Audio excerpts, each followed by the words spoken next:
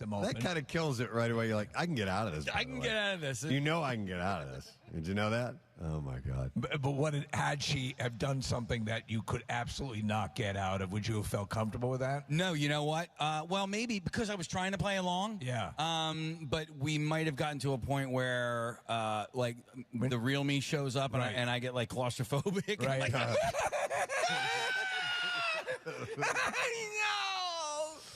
All right, well, if you want to see all the Saw, you can see it on Disney Plus, the Hulu bundle. All right, Jimmy Fallon will continue to man the desk at The Tonight Show for at least another 4 years. Wow. He reached a deal with NBC Universal that will keep him as late-night host until 2028. He recently celebrated 10 years at the helm of the long-running show and has been consistently successful in the late-night time slot. 10 years, man! You know, none of those shows, I mean, they do well enough. Mm-hmm. But every one of them, I mean, they're not what they used to be. And Nick, you have a friend, I think, who writes for Colbert? Or No, he used to work for Fallon. Okay. Yeah, he moved he was to L.A. echoing that they're kind of... Yeah, I mean, but think about it. You know, there's there's a sea of content out there. Yeah. You can consume it in whatever way you see fit. You know, if I'm going to watch Seth Meyers, I'm going to watch it via YouTube the next day. And Preston, you talked yesterday or the day before about Seth Meyers. They didn't re-up his band, and it's all because of budget cuts. You know. By the way, now The Tonight Show has remained number one or tied for number one late night talk show among adults 1849 for all 10 of Fallon's seasons. So he reigns supreme in that realm. I just wanted to address two things. First of all, I totally got the Boris Becker Steffi Graf thing wrong. You were right, Steve. I was wrong. Steffi Graf is married to Andre Agassi. And for those who are watching on YouTube, it is now up and running. We were having some tech difficulties earlier, but it's running now. Thank you to Neumann University. Neumann. For setting us up with the video components here, and you can see us in Oaks, Pennsylvania at the Blood Area. All right, so new movies are opening this weekend, and I'm going to tell you about them.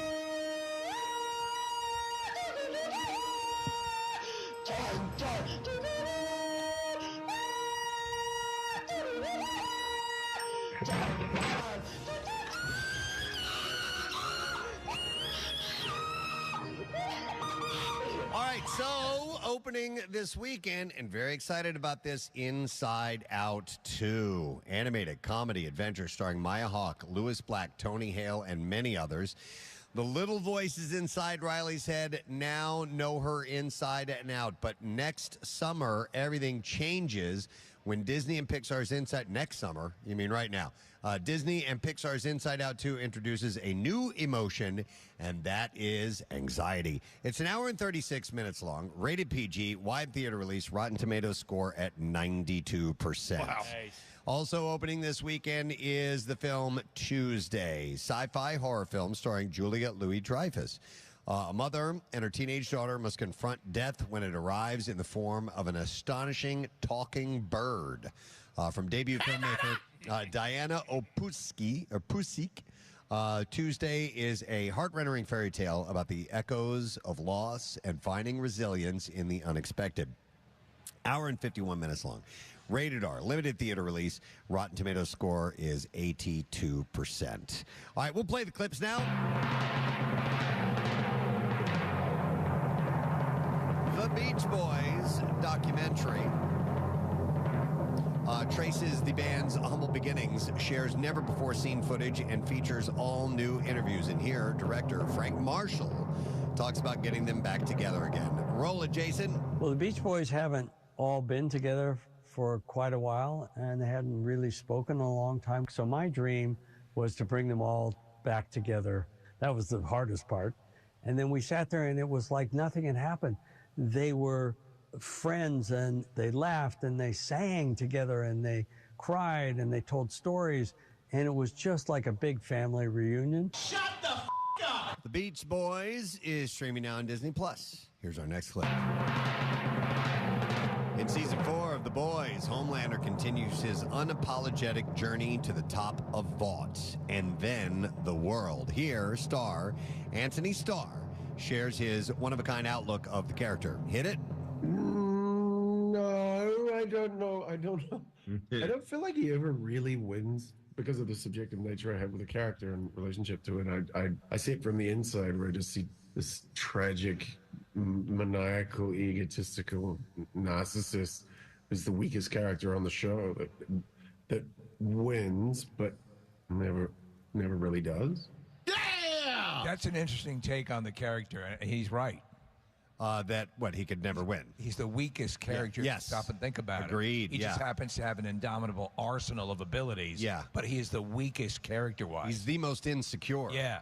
For sure, even though he can dominate anybody. Yeah. The new episodes of The Boys air Thursdays on Prime Video. And there is your entertainment report for this Friday, June 14th, which just so happens to be the date of the Preston and Steve blood drive. The I Bleed Preston and Steve blood drive is happening in 2 locations. We are broadcasting from the Oaks, the Convention Center in Oaks, Pennsylvania. We're technically in B, right? Hall B? Hall B, Yeah. that is correct. And Jackie Bambam, as we speak, is at Live Casino in Philadelphia. We will do a check-in with him at some point this morning.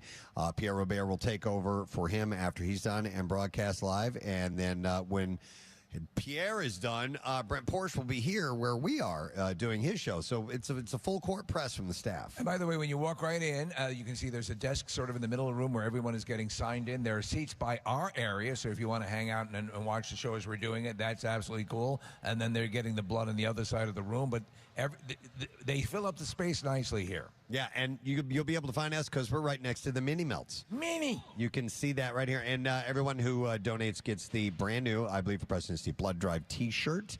And we also have sunglasses this year. I haven't seen them. From Window Nation. Nice. They've got our logo on it, which is really cool. They're blue, very very festive for your summer. And, we're just going to do, right now we're going to sit back and we're going to watch everybody do all the work because we've done the promotion leading up to it to get people signed up. And now you come and you give your blood and then hopefully save a life, which would be wonderful. We're also sort of in training because we're breaking 2 world records today. Yes. And we have to focus on that. And actually, we will have to discuss, Preston, our distance that we're going to try to go for today. And video Both. coverage. Yeah, video coverage. We'll have that on our YouTube channel. Yes, it's the Munchkin distance toss and catch. In your mouth, by the way. Steve's a champion, man. Yeah, I'm feeling a little shaky today. Are you? The champ in me isn't here yet. Did you carb load last night? I did. I ate 11 pounds of fusilli. Okay. Wow. You should be good. That's weird. All right, well, we'll see how it all plays out, man. You can play hurt and make it happen. I'll try. We'll see what ends up going on. We'll have to review the tape from last year and see about our distance then and go even farther. Yes, make this that's happen. All right, we're going to take a break. We're going to come back in just a moment. Is the I Believe for Preston Steve blood drive on MMR. Stay with us. Preston and Steve on 93.3 WMMR. Our friends at Sequoia Out Back have been making backyards beautiful all over the Delaware Valley for over 25 years. So if you're ready to enjoy your deck or patio, but it's not ready for you, then you need to visit the Dexperts at Sequoia. Sequoia Out Back has everything you can imagine to make your deck or any outside space a source of comfort and pride. Sequoia carries decking and railing from leading manufacturers like Trex and TimberTech, plus all the hardware for you or your contractor to complete your project. And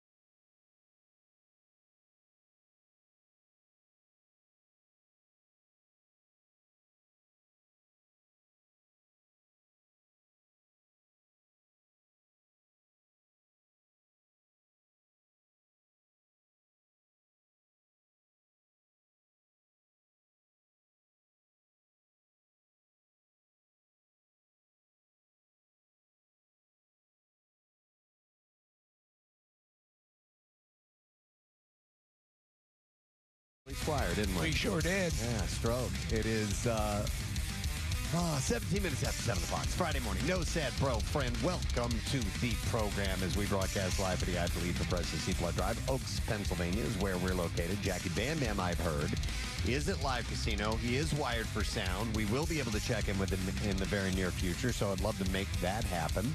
But in the meantime, we got other things to do, and Kathy is out today, so we have Nick handling the traffic. What's up this morning, Nick? Yeah, this serious accident's been an issue all morning long. It's on Columbus Boulevard, Delaware Avenue, in between Dock Street and Market Street. It's right near Race.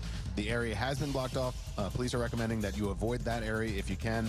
95 southbound is jammed between Cotman and Bridge. It's also slow on the Schuylkill eastbound from the Blue Route all the way out to Belmont, and then again from Montgomery down to Vine Street Expressway. Schuylkill westbound is also slow. This is in between University and South Street. And then in New Jersey, the Turnpike southbound, south of the PA Turnpike, exit 6 is slowed down to just before exit 5. This traffic report is brought to you by Whole Foods Market. Hot Grill Summer is on at Whole Foods Market through July 16th with sales of no antibiotics meats ever. No antibiotics ever meat, ripe organic produce, and more sizzling finds on every aisle. Get your favorites in-store or online today. And that's your traffic on 93.3 WMMR. All right, thanks, Nick. I was just reviewing the video of our world record Munchkin toss last year, Steve. Marissa sent a link over to me. So we've got a ballpark distance. We're going to have to actually physically measure out these specific amount. The exact numbers. Yeah, just for this year, because I think I can walk out further than what we had set up. But it was a long distance, by the way. So let me ask you, because in the commercial break, Casey and I were kind of looking at it. Where Rodney's engineering table is there, Preston, there is a division line in the concrete in the floor here. Yes. Out past there. I see it. Right? Yeah. So does that seem viable? Oh, yeah, that seems definitely way further than what we did. Okay. Well, we don't have to be flashy about it. Can we? Should they come in a little closer? We can make it work. All right. Well, all right. And no warm-ups. And then we got to do it fresh. What about your world record? Yes, we will do that as well, which is biting a munchkin off a skewer on a scooter at full speed. Tell me that you don't currently hold the world record on that. I do. Yeah. And Casey made several attempts and couldn't quite pull it off. I couldn't do it, man. Yeah. So, but I don't know. You can try to redeem yourself this year, or maybe. I think this is your thing. Nah. All right, we'll find out a little bit later on.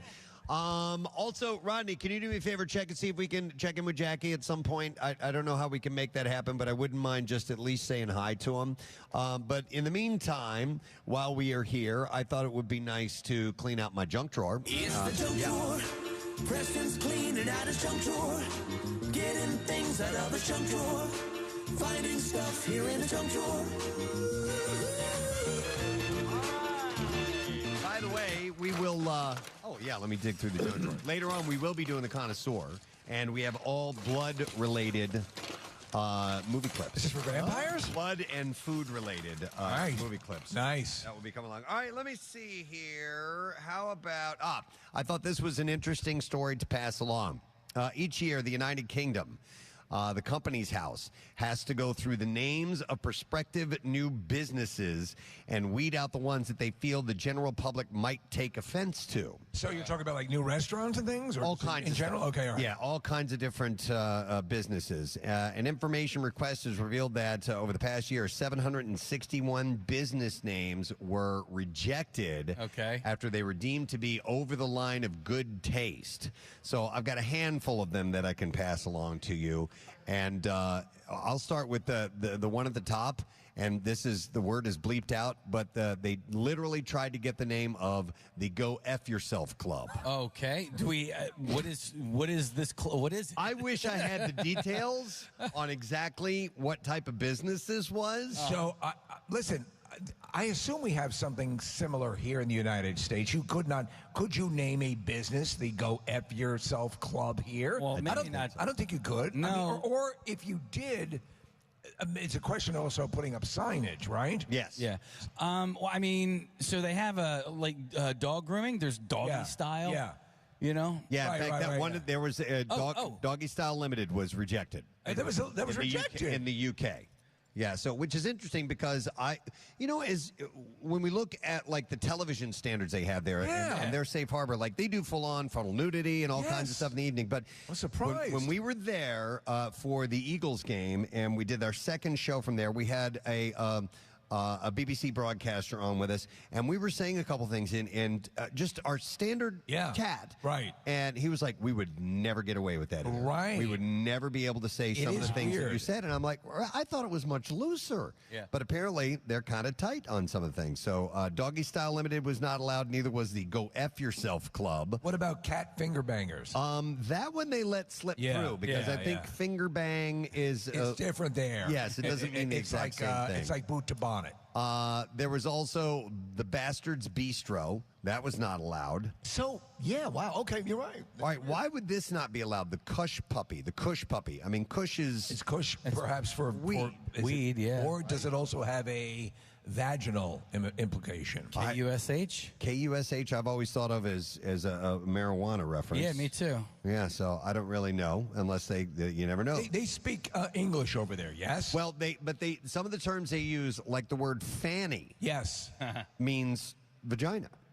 Oh, that I did not know. Yes. Yeah, yes. that's a I thought it meant Kush. No.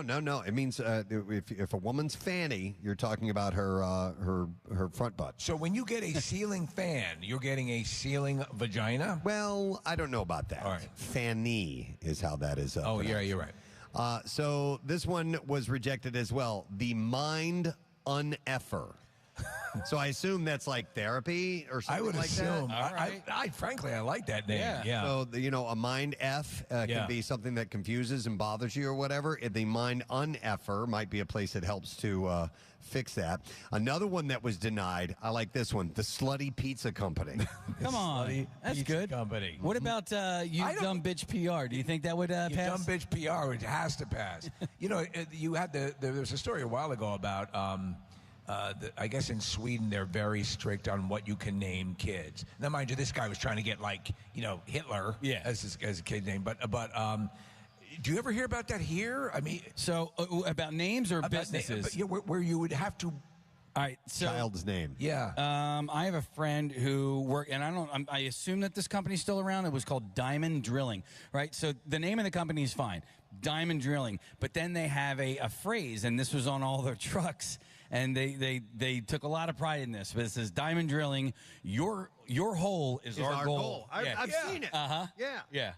And that one's fun. It is fun. I mean, it's not the name of it, but they are having a little bit of fun with the... You might have a problem with that, judging by what Preston's saying, right, in the United Kingdom. Yeah. All right. Just a couple more real quick here. There was one called... and this is sports related, so it's not that bad, but it says Manchester United fans tried to set up a Love United Hate Glazer Limited. So that was, I don't know. Yeah, I guess they didn't seems like pretty that. tame. And then the last one is Effing Great Portraits Limited. with the F word fully spelled out in the whole thing. So, wow. And then there was another one actually called Shroom Room. And I guess maybe they don't. Maybe drug references are no in the UK. What about do any dispensaries? Dude, listen, man, you go up and down 95 these days. Can they get creative with the names? Well, I mean, they don't even have, did you see the signs for Bud Bandits? No. Okay, yeah. No. Yeah, there's a big old billboards, multiple billboards. Bud Bandits. And the dude on the billboard is like an outlaw. Yeah. Yeah. Wow. Yeah. All right. Nick's mic needs to be turned on. Oh, I was wondering why Nick was being so quiet. I've seen a lot of billboards that are marijuana related in and around Philadelphia, and I'm still confused as to where you can buy certain things and where you can't. And it's fully recreational in Jersey now, Yes. is that right? Yeah, Absolutely. So I wonder if that has any impact on where you can have billboards advertising the product. So these billboards you're seeing are in PA. Yeah. Ah. Yeah. That's I've seen the one that Casey's talking about, and I've seen a few others. Kush Bandits? Kush Bandits. Yeah. All right, let's go back into the junk drawer and see what else we can find to share with you before we throw it away for the weekend. All right, how about this? There's a popular tourist destination in Datong, China, and it has installed timers above each toilet stall to manage the increasing number of visitors. And these timers display either empty when unoccupied or the duration that the stall has been locked. While staff at the Yangeng Buddhist grottos claim that the timers ensure visitors' safety during emergencies and are not intended to control bathroom time, the setup has drawn questions on Chinese social media about it. I'm not a fan. So I do cherish my toilet time, but in our own bathrooms, they've set the light timer. Yeah. I think it's a little austere. Do you know what I'm talking about? Like I do. I'm just getting into, tapering my tips, as they say, and the lights go off. Yeah. When you say "as they say," who's they in that equation? Famous baseball player. Gotcha. Yeah. Oh, George Brett. George Brett. Yeah, the double tapered, best double tapered dump I've ever taken in my life. I believe he was quoted. That's right. Yeah, right. Hall of Fame. So yeah, I agree that the time is kind of quick. I don't linger on the toilet very long, and I have not had it happen to me yet where the lights have shut off. But I know that the time is short on it. Do you have your phone with you, all of you, when you go? Always. Most definitely. Yeah. But also, like in a public place, I'm not, itching to like hang there. You know what I mean? right. No. Like, I consider the work bathroom like I can, I'm hanging with friends. yeah. So, but if you were spending an exorbitant amount of time because you had an emergency or had a hard time passing what you're trying to pass, how would you feel about a timer that is on the door outside of where you're using it? I think of Tom Hanks in The Green Mile, and he's at the toilet trying to go. And so he's in pain. Right, in pain. Yeah. That would be the last thing you would need. Did you guys ever hear that they have timers on campground showers because they don't want people whacking it in there? No. Yeah. We talked about something camping related over the last couple of weeks, and somebody texted that in. I'd never heard it either, and they said that the reason for having that is wild. It's to dissuade people from doing that. I was at a massage parlor, and I was in the hand stimulation room, right? And their fear was that people might take showers. Now, where I see that the timer might actually be beneficial if there's, say, you're at let's say it's at a sporting venue, and the place is packed. If you see one that's been, let's say somebody's been in there for 5 minutes or whatever, and there's one next to it where someone has been in for 30 seconds, I'm going to get in the 5-minute line because more than likely they're probably going to be done pretty soon, I would think. It's time for the 7th inning Door number 1. You just don't know. Yeah. You have no clue. It's you're taking a shot at it, but I think it's not a bad idea. I think anything that because some people are not. They don't realize there are other people that need to go or whatever. I try to be aware of that. At the time that we're using the bathrooms, Preston, especially early in the morning, I comment to Nick, for some reason my schedule has me going at the exact same time. Sure. That's great. That's kind of a nice feeling. Yeah. I found a new secret bathroom in our building yesterday. I don't want to say it on air. All right. I want you guys to know about it. Oh, I know where it is. It's You do? Kathy's top drawer on her desk. It's not a secret. You know what?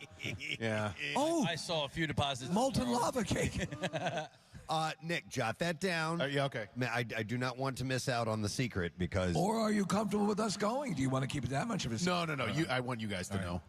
Because I told you guys, I go up. I go upstairs. Yeah. There's fewer people up there. Our bathrooms are like Grand Central Station. There's people in and out of there all the time. You know what pissed me off is there was, you would go up, used to go up, I forget what floor it was. I've totally forgotten now because it no longer exists. But then they walled off the hall. Yeah. So you can't get to the bathroom. There are parts of the building you can't access, but I go to 5Ks. Okay. All right, so anyhow, and by the way, this place that has put the timers in front of the bathroom stalls, they have 3 million visitors a year. Oh, well, there you go. So our bathroom doesn't have 3 million. Yeah, they need to do something there. All right, on to the next junk drawer story. I wanted to share this story. This is really an interesting story that I stumbled across. A Vietnam veteran kept a heartbreaking secret his entire life, only revealing it to his friends and family in his obituary. He was a Colonel Edward Thomas Ryan. Yeah. He died at the age of 85 in his home in Albany, New York, after living in nearby Rensselaer, I guess I pronounced that, for most of his life, where he served as a firefighter. In a final message to his loved ones and the world, published in the Albany Times-Union, Ryan shared that he had secretly lived as a gay man his entire life. Oh, wow. He said, "I must tell you one more thing," in his obituary. "I was gay all my life, through grade school, through high school, through college, through life. He told of his 25-year relationship with the love of his life, another man named Paul. He said, I was in a loving and caring relationship with Paul Cavegnaro. He was the love of my life. We had 25 great years together. Paul died in 1994 from a medical procedure gone wrong. I'll be buried next to him. The former soldier explained that he had never dared to reveal his secret for fear of being disowned by those who he knew and loved. I feel so bad for this man. When you hear stuff like this, it just breaks your heart. It does. Like some people have gone through life, because it's really nothing, especially. But I get it. It's your life. It's your decision. Yeah. And sometimes people get critical of people who perhaps are gay and don't want to make that public. That's their decision. Right. I got it. Exactly. But you just kind of say, oh man, it must be hard to carry that. But what really kills me, he said, I'm sorry for not having the courage to come out as gay. I was afraid of being ostracized by family, friends, and coworkers. So it was out of fear that he had to hide this. And I he also too bad. revealed that he was the person who loved the movie Yentl. He was the one. Wow. And no kidding. So that was, he said that was actually in a way harder. But he said, seeing how people like me were treated, I just could not do it. And now that my secret is known, I'll forever rest in peace. At least he had a relationship that was nurturing and good. That was good. So he served with the Army's 10th Brigade and received several military awards, including the National Defense Service Medal and the Defense of Liberty Medal for participation to the state following the attack on America in September 11, 2001, per his obituary. He was a man of many talents. He was also one of the founders and owners of a local Albany radio station, and it's WGY-FM. GY? Gay, maybe? Yeah. I don't know. I don't know if he... Or Guy, yeah. Or GY. He was a chef at the American Legion Post, a lifelong member of the Vietnam Veterans America. His obituary has gone viral with people from all over the country touched by his story. So I just thought that was important to share. It's a shame that he had to hide who he really was out of fear, but hopefully we're coming out of that where anybody who wants to reveal who they are can do that very thing. All right, another story or two. Yeah, we got some time here. All right, I thought this was interesting. Keeping the kids entertained during the summer can be challenging, so parents are always looking for fun activities and programs for the little ones. One place you probably haven't thought of as a summer camp option is Chick-fil-A, but a location in Hammond, Louisiana is offering one in July, and it's for kids between 5 and 12 who get to learn all kinds of things that the restaurant workers do, and it's actually stirring up a little controversy. So there are 6 sessions that you can choose from. Are they just generating free labor? That's what this said. That's what this is. Not only free labor, Steve. Yeah. They are paying for this. Yeah, This is brilliant. It's brilliant. Yeah. They're actually. I'm sure It's like going into a sweatshop and charging them. Right? So there are 6. Where's your check, Billy? 6 sessions to choose from, each from 9 a.m. to noon. The cost is $35 per child, which includes a kid's meal, a T-shirt, and a name tag and a snack. But kids get a behind-the-scenes look at hospitality and service, according to the website, and they see what it's like to work there. Come on, get your head in the game. Camp activities include learning dining room and hosting and customer service skills. Clean that table. Learning how to take an order, learn how to bag an order, making your own ice dream cone or cup, and how to be a Chick-fil-A mascot as well. All right, kids, I'm going out for a while. You take care of everything. So the comments have have racked up more than 1,000 comments. You can see the store manager. I'm doing 9 holes this afternoon. I'm sure he can hold the fort down. The comments are mostly from people calling out the restaurant for taking advantage of campers by putting them to work and making them pay for it, and some even tag the U.S. Department of Labor in it. So I get what they might be doing, because we know. I know. Kathy's talked about how Chase is just totally into Chick-fil-A. Yeah. So I get that, but yeah, this does not look good. And also, like like McDonald's. Like when I was a kid, man, when I was a kid, the birthday place where you wanted to have your birthday party was a pizza joint called Shakey's Pizza. Shakey's! Because they're a chain. You got to make your own. The birthday boy got to make their own pizza, and it was. I'm telling you, I was probably in, I don't know, this first grade or something like that. It was one of the most thrilling birthday parties I ever had. I was so excited. We did years ago, and it was, maybe second grade, first grade. We took a field trip, And on the way to the field trip, one of the stops was a McDonald's to show how they do it, right? This is awesome. I know. So I could see that. I could see some kid wanting to go to Chick-fil-A and be behind the counter and not work and as all that slave stuff. labor. Yeah. Okay. All right, junk drawer. That's what we're doing. And Jackie Bambam is ready for us whenever. Oh, good. All right, we'll chat with him in just a moment. Okay, I didn't want this one to get away because this came out earlier in the week and I hadn't had a chance to touch on it. But wild African elephants may address each other using individualized calls that resemble the personal names used by humans, according to a new study. While dolphins are known to call one another by mimicking the signature whistle of the dolphin that they want to address, and parrots have been found to address each other in a similar way, African elephants in Kenya may go a step further in identifying one another. Has anyone seen Eddie? These elephants learn, recognize, and use individualized name-like calls to address others of their kind, seemingly without using imitation, like they have a unique name. I saw a documentary a few years ago, Preston, where they were using this low frequency, elephants were, that humans couldn't hear. And they set up a speaker 2 or 3 miles away, near a herd of elephants, but that far away. And they started broadcasting this low frequency that people can't hear. And the elephants all looked at where the speakers were. Wow. And that's crazy. They had cameras where the speakers were. They showed them flipping it on, and then they had cameras on the elephants. And all of the elephants' heads turned in the direction of the low frequency speakers. Wait, I can hear that. Wait. Yes. Listen. Oot. Oot. Is anybody hearing an oot? It is amazing. So they're using. You're saying they're simply not doing impressions like Cagney. They're not imitating. They're actually assigning their own names to each other. Yeah. Did you hear that one? I'm Yolanda. Yolanda. Yeah.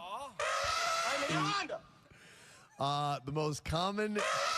Stella! This guy's horny. Jimmy. The most common. Jimmy. Jimmy.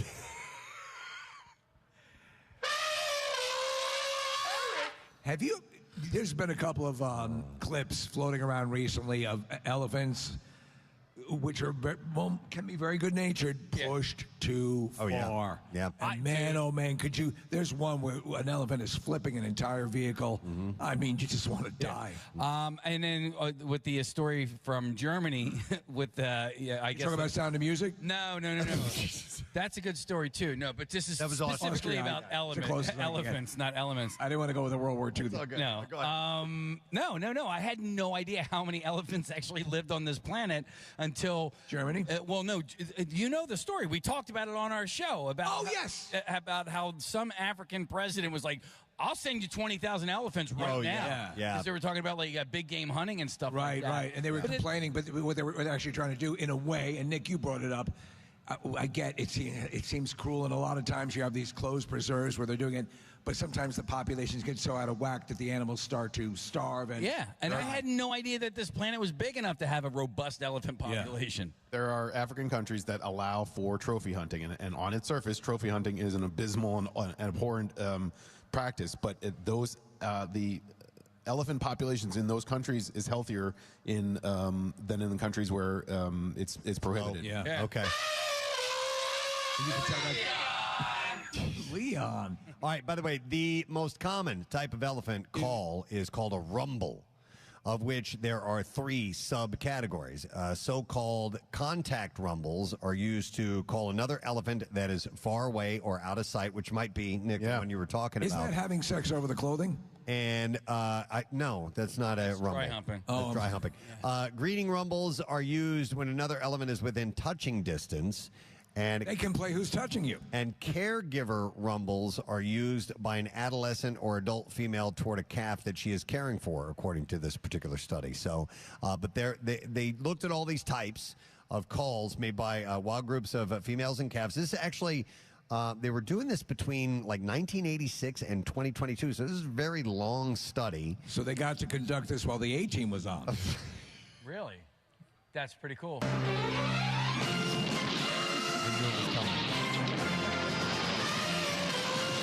The elephants love A-Team.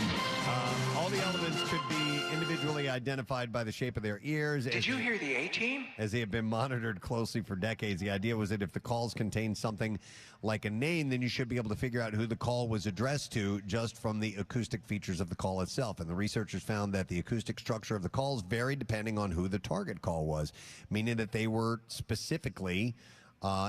what they did is they played back calls to 17 elephants to see whether they recognized and responded to ones that had originally been directed at them. And they found the elephants who responded more strongly to a call that was originally addressed to them than to one from the same caller that was originally addressed to someone else. So they can identify their own name. They also found out that elephants frequently could not remember their own phone numbers because it's on speed dial. Oh, yeah. Right, exactly. And that's hard to do, even for an elephant. It's a fabulous great memory, yeah. Yes, Greg. All right, that's all we're going to do for now in the junk drawer. You know why? Because we can check in with Jackie Bambam, apparently, who is at Live Casino. What's that? Oh, I'm sorry, That was the junk drawer. Preston's closing up his junk drawer. Casey, you have to do it. Left here in the junk wrap it up. drawer. Until next time, that was the junk drawer. It has indeed been the junk drawer, but now we got to check in with the godfather of go-go. King Dracula spelled backwards. Yeah, what the F? What the F? Jackie Bambam, can you hear me? I can hear you guys. Good morning. Yeah. All right. How you doing, my man? Blood is for people, not food. Blood is for people, not food. Try to keep your hands off of the merchandise, bud. I know it's going to be hard for you to do. I got to tell you, man, Matt Cord's wife is laying down in front of me. She's in the refrigerated section. She is the refrigerated blood. John Dorenzi's family's here. A couple of people from Keenan's. We're off to a flying start over here. That sounds terrific. Everybody behind the tables, gang, is your T-shirt that the donors get. They're wearing it, and I love it. Because, I dream in color, but I live in black and white. We have black and white Preston and Steve shirts. Yeah. And you know what that picture is supposed to be a tribute to, Jackie, don't you? One word, Queen. Yes. Nice. So it looks really good over here. Awesome. Thanks, bud. And, we're here, obviously, handing out the shirts, and we have the glasses from Window Nation, and Everfresh Juices have set us up with some snacks for afterwards, because, obviously, you got to get some replenishment after you donate. Place your blood sugar. Yeah, absolutely. But, Jackie Bambam, how long are you going to be there for, bud? Pierre's standard time whenever he tag teams me out. But yeah, I'm going to hang out for a while. It's great to see everybody. Our American Red Cross photographer is here. Kate, she's been in the States for 1 year and she's been shooting pictures. She's like, "Don't put me on the radio, Jackie." I'm like, "Okay, if you want to come on, you can." This is like a sexy, introspective Jackie. I'm not used to this tone. She's like, "Yes, Preston, I'm so glad you asked." Yeah. Are you in a different frame of mind today, Jackie? Well, I've been up all night, I guess. Okay. But that's not unlike any day. Yeah. Hey, and I guys, just feel also, very, I don't know. Somebody here from... somebody was here from the Cardboard Classic, the Blues Brother. Yes. Collision. Dave Thompson, probably. Yeah. It's really great. And did we ring the bells yet? Because I heard Elena from American Red Cross. She called my show last night, and she told me the number case? The 20,000. Yeah, we're going to get they're going to get the 20,000th donation sometime this morning here, Jackie. Yeah, so the bells are going to go off. We're going to stop the press. We're going to. The Swallows will return to Capistrano.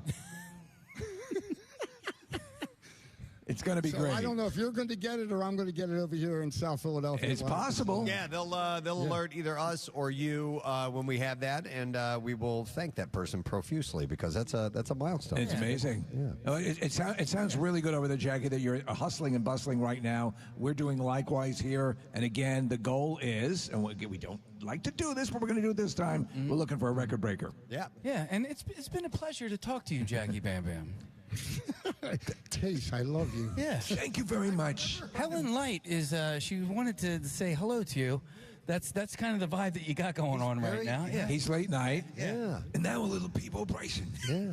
All right. This year, somebody texted in there like, Jackie's awfully quiet. I'm like, they're lined up to give him blood, and I'm not allowed near them. They're laying down horizontal, so I'm standing here. You're not allowed near them. What am I supposed to be This going blood out? is not for you, Jack. I see Jackie like Preston in the Road Warriors. He's got a collar around his neck with a chain attached to it. I do have my big mummer's hat on, though, Steve. There we go. Okay. Are there hypodermics in it?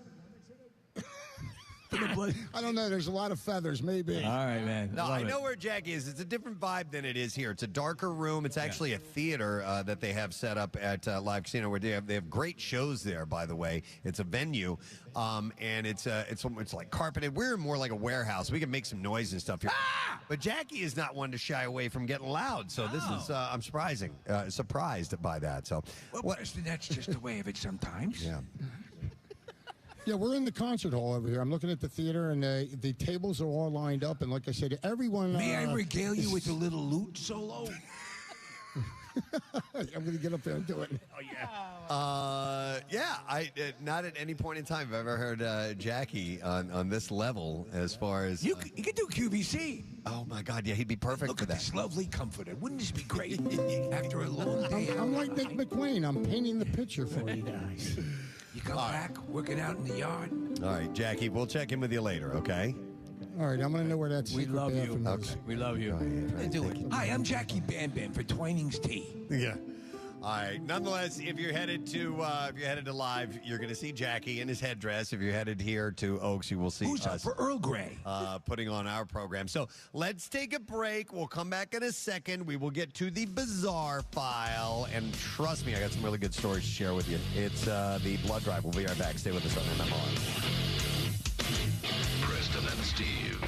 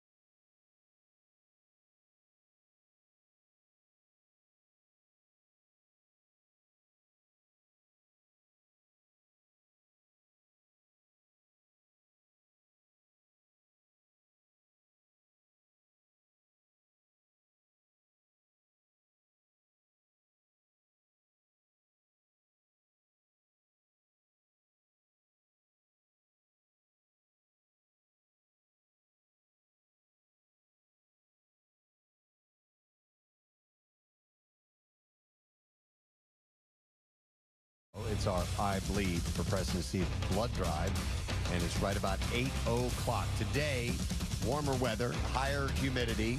We're getting up to about 90 degrees for the high. Might be a passing thunderstorm depending on where you are.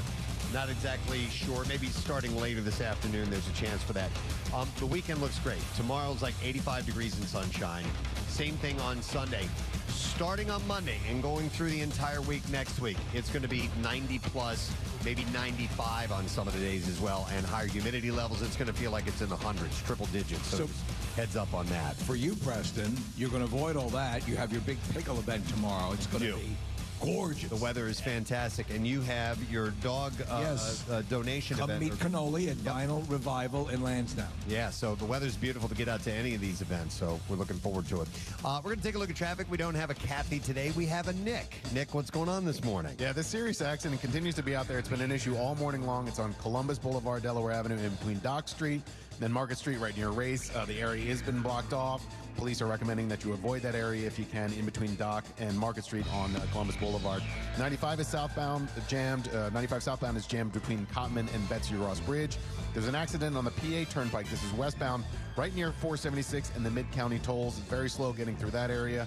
In West Whiteland, in Chester County, there's also an accident. This is Route 100 northbound, right at Route 30. Very slow getting through there. And then in Delaware, there's an accident in the right lane on 495 southbound. This is right before Terminal Avenue. This traffic report is brought to you by Allstate. You're in good hands. Some people just know there's a better way to do things, like bundling your home and auto insurance with Allstate. Visit allstate.com or call for a quote today. And that's your traffic on 93.3 WMMR. I'm loving seeing the T-shirts from Blood Drives Past. Yes. Which a lot of people like to wear them. Yes, I love your shirt. Thank you very much. That's awesome.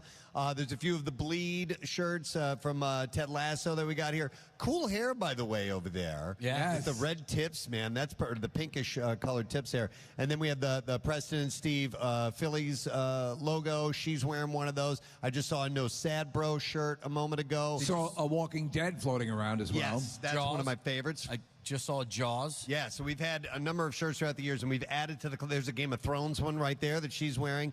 So there's a number of shirts that represent throughout the years, and we have a new one to add to the collection this year, which is Steve is wearing it. I never wear the shirt, and I'm wearing this, yeah. Yeah, it's us. It's a staff photo that we took, and it's in the likeness of the Bohemian Rhapsody video from Queen. It's great. It's black and white, looks really solid, and I think it's the first time that we have actually been on our own shirt before. We demur from that. Yeah. And Kathy and I were going back and forth. It's like, does it look like you're an egomaniac if you wear a shirt with your picture on it? No. But I like this look. Go for it. All right, so real quick, I want to pass this along since it is 8 o'clock. Our next live broadcast is going to be from Dorney Park. It is Day Off at Dorney with the Preston and Steve Show.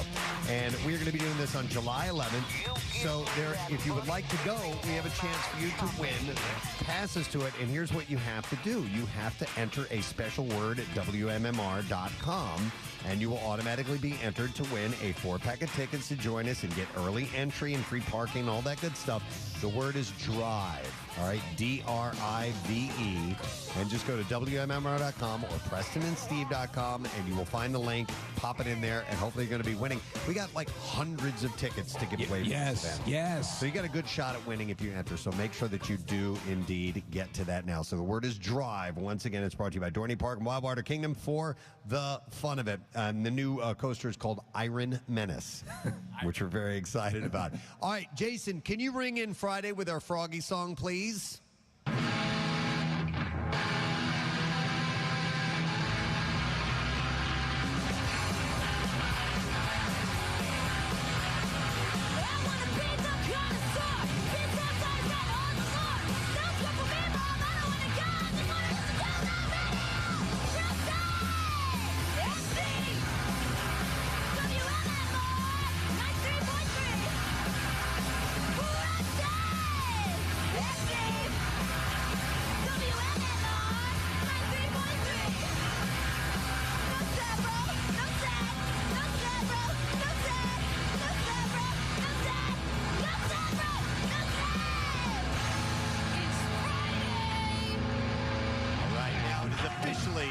diving into no sad bro territory. All right, Jason, I'm looking at our stack of stuff here, and I don't see the bizarre file, but if you have that, we can fire that up and go straight into that segment right now because...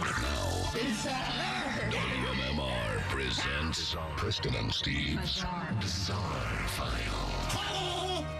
Brought to you this morning by Sequoia Outback. Get inspired as you cruise through 3 floors of decking, pavers, outdoor furniture, umbrellas, and fire pits, all staged in the largest outdoor showroom in the country, Route 309 in Hatfield. All right, we will begin with this. A gentleman in Seattle was irate when he heard how much his drive-through coffee was going to cost. So instead of either paying or returning the coffee and driving away, he argued, threatened her, and then threw his coffee at the server in the window. But the quick barista not only closed her window before getting splashed, she then whipped out a hammer and smashed his windshield with it. I kind of like that. I do too. So the barista and shop owner, Emily, said, "At what point are we told we're supposed to just wait for it to get worse?" Explaining that the man had told her, quote, "Nobody's going to miss you." She said, "Disrespect and violence are 2 different things. I can handle the disrespect. The violence, that's where the line is crossed." Do you think most baristas are now issued hammers? Why not? She said, "It's one thing to yell. It's one thing to get mad. It's one thing to even be outside of your car and to threaten me. But to actually have the action behind it, it changed things for me where I was like, oh, no." And she said customers tried to step in and talk the man down for about 10 minutes, but it quickly escalated. In the video, the man says, "Nobody's going to miss you." And Lee said that's when she felt threatened. She said, "Oh, okay. So you have no problem harming me? You're making that clear." Even with the smashed windshield, Lee said that he refused to leave, and she had no other option but to call the cops. And although this wasn't the first time that the barista has dealt with this particular angry man, police understood that he had just threatened her, but no arrests were made in the incident. Wow. So you kind of have to remember that the cashier, the person at the drive-thru, is not the person who's setting the prices. Well, actually, she's the owner. Oh, she was. Yeah, Then she's killed the the owner. bitch. Yes. No, but I mean, sorry, No. it costs money. Dude, go somewhere else. Yeah, exactly. Go somewhere else and You find just simply another say, price. you don't, it's insane. It's a big world. There are many, many coffee shops. Go Many somewhere hammers. else. Many hammers. Many hammers. All right, a woman died this week after a cow charged at her at a northern New York farm. What an utter catastrophe. Yes, it was. Flor Lopez was tending to a newborn calf at Flack Farms in Lisbon when a nearby cow charged at her and struck her several times. Lopez and Flack Farm employee was taken to the hospital, and she died from her injuries. You've had a couple of cow attack stories recently, and I wonder if we're seeing the beginning of Planet of the Cows. It's kind of like the orcas, man. They're Yeah, turning on us. Yeah, they are. Deputies are investigating the fatal incident and have requested an autopsy to determine In fact, they call cows land orcas. the cause of death. Salt Lake City police on Wednesday asked for help locating a Lamborghini that was left in short-term parking at the airport on June 1st. It was left with the doors unlocked and the keys inside the vehicle, which was not there when the owner returned a week later. Is there a It was gone. Is there a Lamborghini rideshare that I'm unaware of? Maybe there is. The investigation began on Sunday. The owner of a blue Lamborghini Urus with Utah license plates had parked his car in the short-term lot on June 1st. When he returned Sunday, his car was gone. What's the world coming to? You can't leave an unattended Lamborghini with the keys in it at a parking lot with nobody watching. Detectives believe the suspect flew into Salt Lake City on June 3rd. The suspect went to the airport's parking garage and started checking car doors. When the suspect came across the Lamborghini, he found the car unlocked with the keys inside, allowing him to steal. Can you imagine the guy, the moment he's like, oh, what the hell, I'll go over and try the Lamborghini door. Yeah. Oh, my God, it's open. And there's keys in it. Oh, my God, the keys are right here. And there's a key of cocaine. Yeah. And there's a hooker. The police released a video of the car being stolen and pictures of a man who may have taken it. Investigators say the incident is also a good reminder to always lock your car when it's parked, roll up the windows, never leave valuables in the vehicle, and take your keys with you. I bet you what this is a case of is sometimes you reach a certain level of wealth where people sort of take care of those things for you, and you forget those little life things that you used to do years ago. Might be. All right, so had the internet existed in 1970, the infamous November 12th exploding whale video would have without a doubt been the world's first viral video. But now, almost 54 years later, another whale is washed up on the shores of Oregon, and a change.org petition has been created. No. Encouraging that this whale be blown up. Come on. Back home to Oregon. Also, as a kind of salute to what happened over a half century ago. We didn't learn our lesson? It is one of the greatest pieces. It still holds up, even in lieu of all the great video that's been generated since then. Yeah. You can see instantly that they, in their minds, realize they have way overcalculated the amount of dynamite they needed. Like blubber landed like miles away. In fact, the chunks of blubber were so heavy, they were going through windshields of cars. I'm surprised they haven't blown up all whales ever since then, because it was so awesome. Yes. In addition, the petition's creator, David Feister, says that the controlled explosion of the whale, which has been on the beach since May 27th, is a practical solution to its disposal, and will offer a rare educational experience for the community. So far, 528 people have signed the petition. Well, you know what? By the way, when a whale sits there, yeah.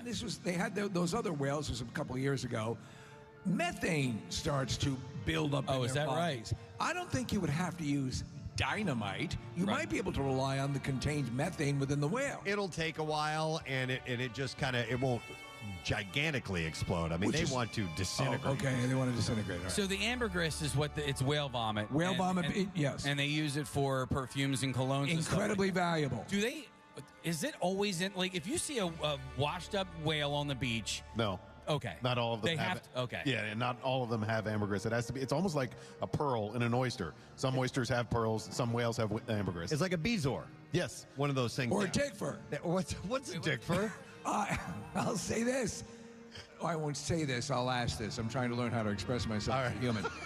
You should exclaim this. How is it called a question? No. Are there specific whale species that generate? In other words, would you find it in a gray whale and not a sperm whale? Right. I don't know. I feel like there is. But dude, never mind. No, I can't trust my memory. It's inappropriate. Yeah. All right. No, so I looked it up. It's a good question, Steve, and most often produced by the sperm whale, and also the pygmy sperm whale. Wow. So I would say it's probably the kind of thing that is formed because of incredibly high pressure, or large amounts of sperm. Right. Yes. I don't know. And to Casey, your question about how often, it's 1 to 5% of these whales. That's it. Okay. So it is rare. And hence why the value as well. Yeah. All right, one last story. In Omaha, Nebraska, and there's not many details here, but there's one little detail that I wanted to share with you about it. There's a local motel that police and city leaders say is a source of problems that have been impacting nearby neighborhoods. It's a Motel 6. Lots of cockroaches? And nope. But stay with me on this. What Omaha police said neighbors about this motel is very surprising. So Captain John Sucklick said 3 years ago, the night clerk was accepting ground beef as payment for a room. I mean, it's kind of all that I have to go on in this story, but I thought it was worth passing along. Can you break a quarter pounder for a couple sliders? But also, like, how much ground beef? Because like a pound of ground beef is like what, $8 or something? So did they explain how these transactions? I mean, was it a loose handful of ground meat? No, it just says the officers are here so often that the department is now calling the Motel 6 corporate office. They said, we've been working with their corporate headquarters. That location does not meet their industry branding standards, according to the corporate office. The new Bonvoy package allows for loose sausage. And then the corporate office said, we hold ourselves and our franchises to the highest standards of safety and are committed to being a partner to local law enforcement and helping address community crime or violence in any way we can. Where are your sausages? Yep. I assume if you want a better room, you have to have like Kobe beef or something. Yeah, definitely. It's got to be. It's got to be grass-fed, dry age. Yes. Yeah, all of it. Yeah. All right, and that's all I have in the bizarre file for you at this point in time. Casey wanted to mention something. Yeah, you know what? Listen, this is a great day for everybody. You know, and I love talking to our listeners. And so I was talking to listener Pam, who just donated, and she wanted to give a shout out to Jake and Jake over at Great Valley Automotive. So Jake, here you go. Wait, here's your chart.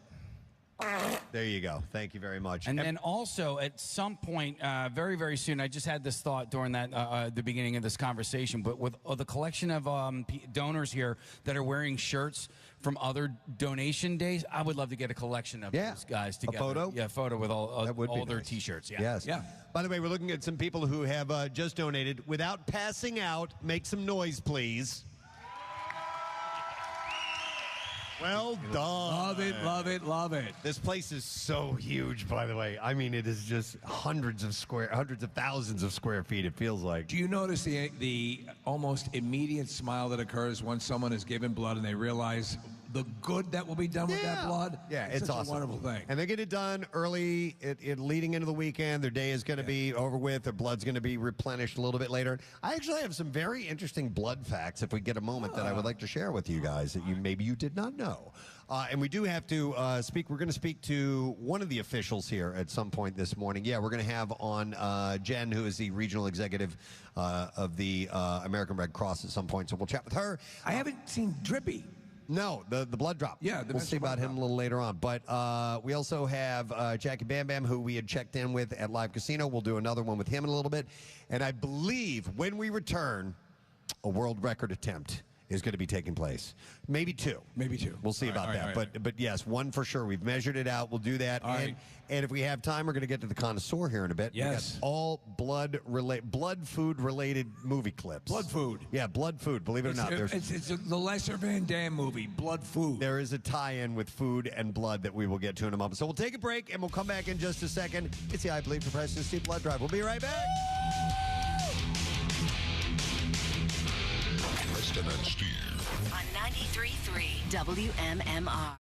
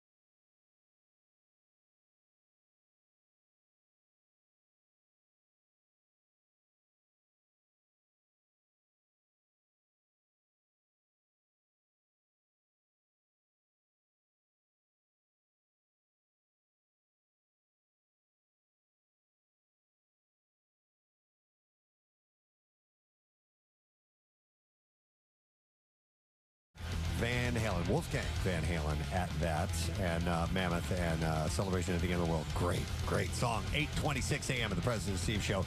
Our blood drive is in full force here in Oaks, Pennsylvania. Also at Live Casino in Philadelphia. Got to check in with Jackie Bambam again. Yes. In a little bit, as he is spending some time meeting with everyone who is stopping by and making donations today. Goes on throughout the day at these two locations. Want to thank them for hosting us again this year.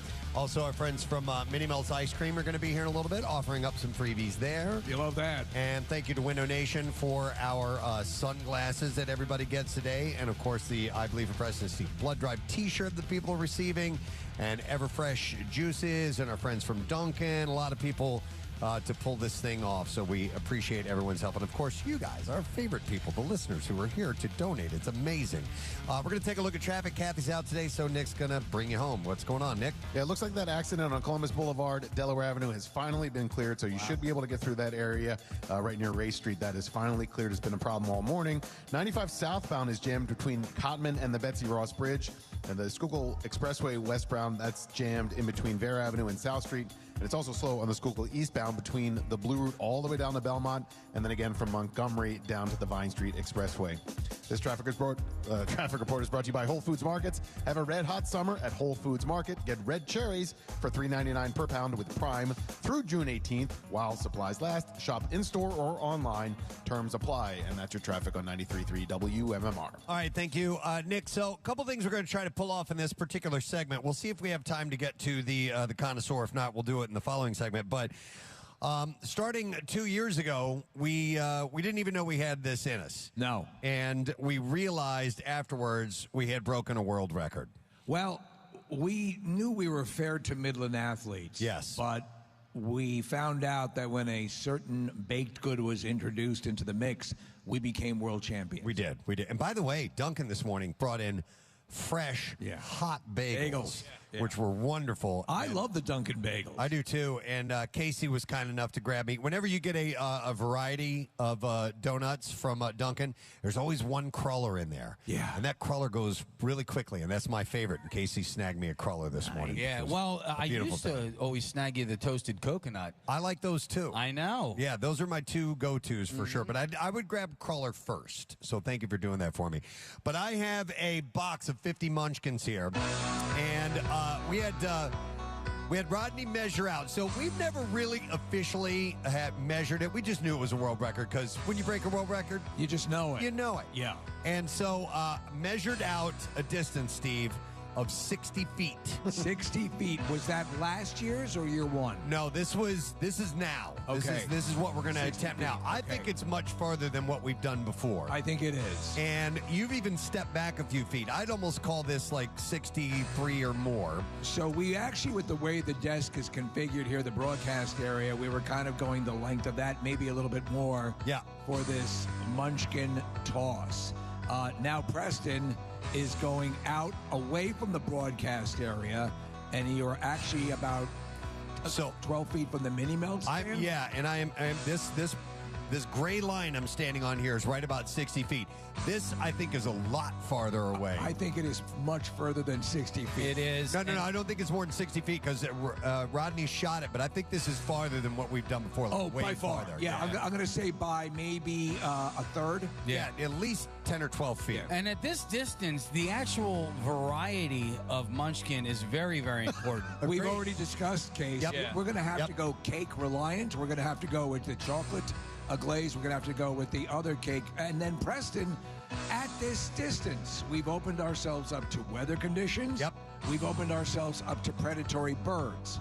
I think honestly, at this distance, like you have to take gravity into effect. Absolutely. Yeah. The curve of the earth. Right. Absolutely. Yep, most definitely. And yes, the wind for sure, Steve. I got to be on my game to get you. Did we get you a windsock? Yeah, we need a windsock. I need a windsock. Actually, I do need a volunteer to hold the.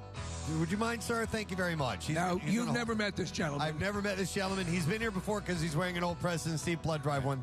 It's from the Sriracha bottle. What is your name, sir? Pat. How you doing today, Pat? Doing well. How about yourself? Awesome, bud. How many times you been at our blood drive, you think?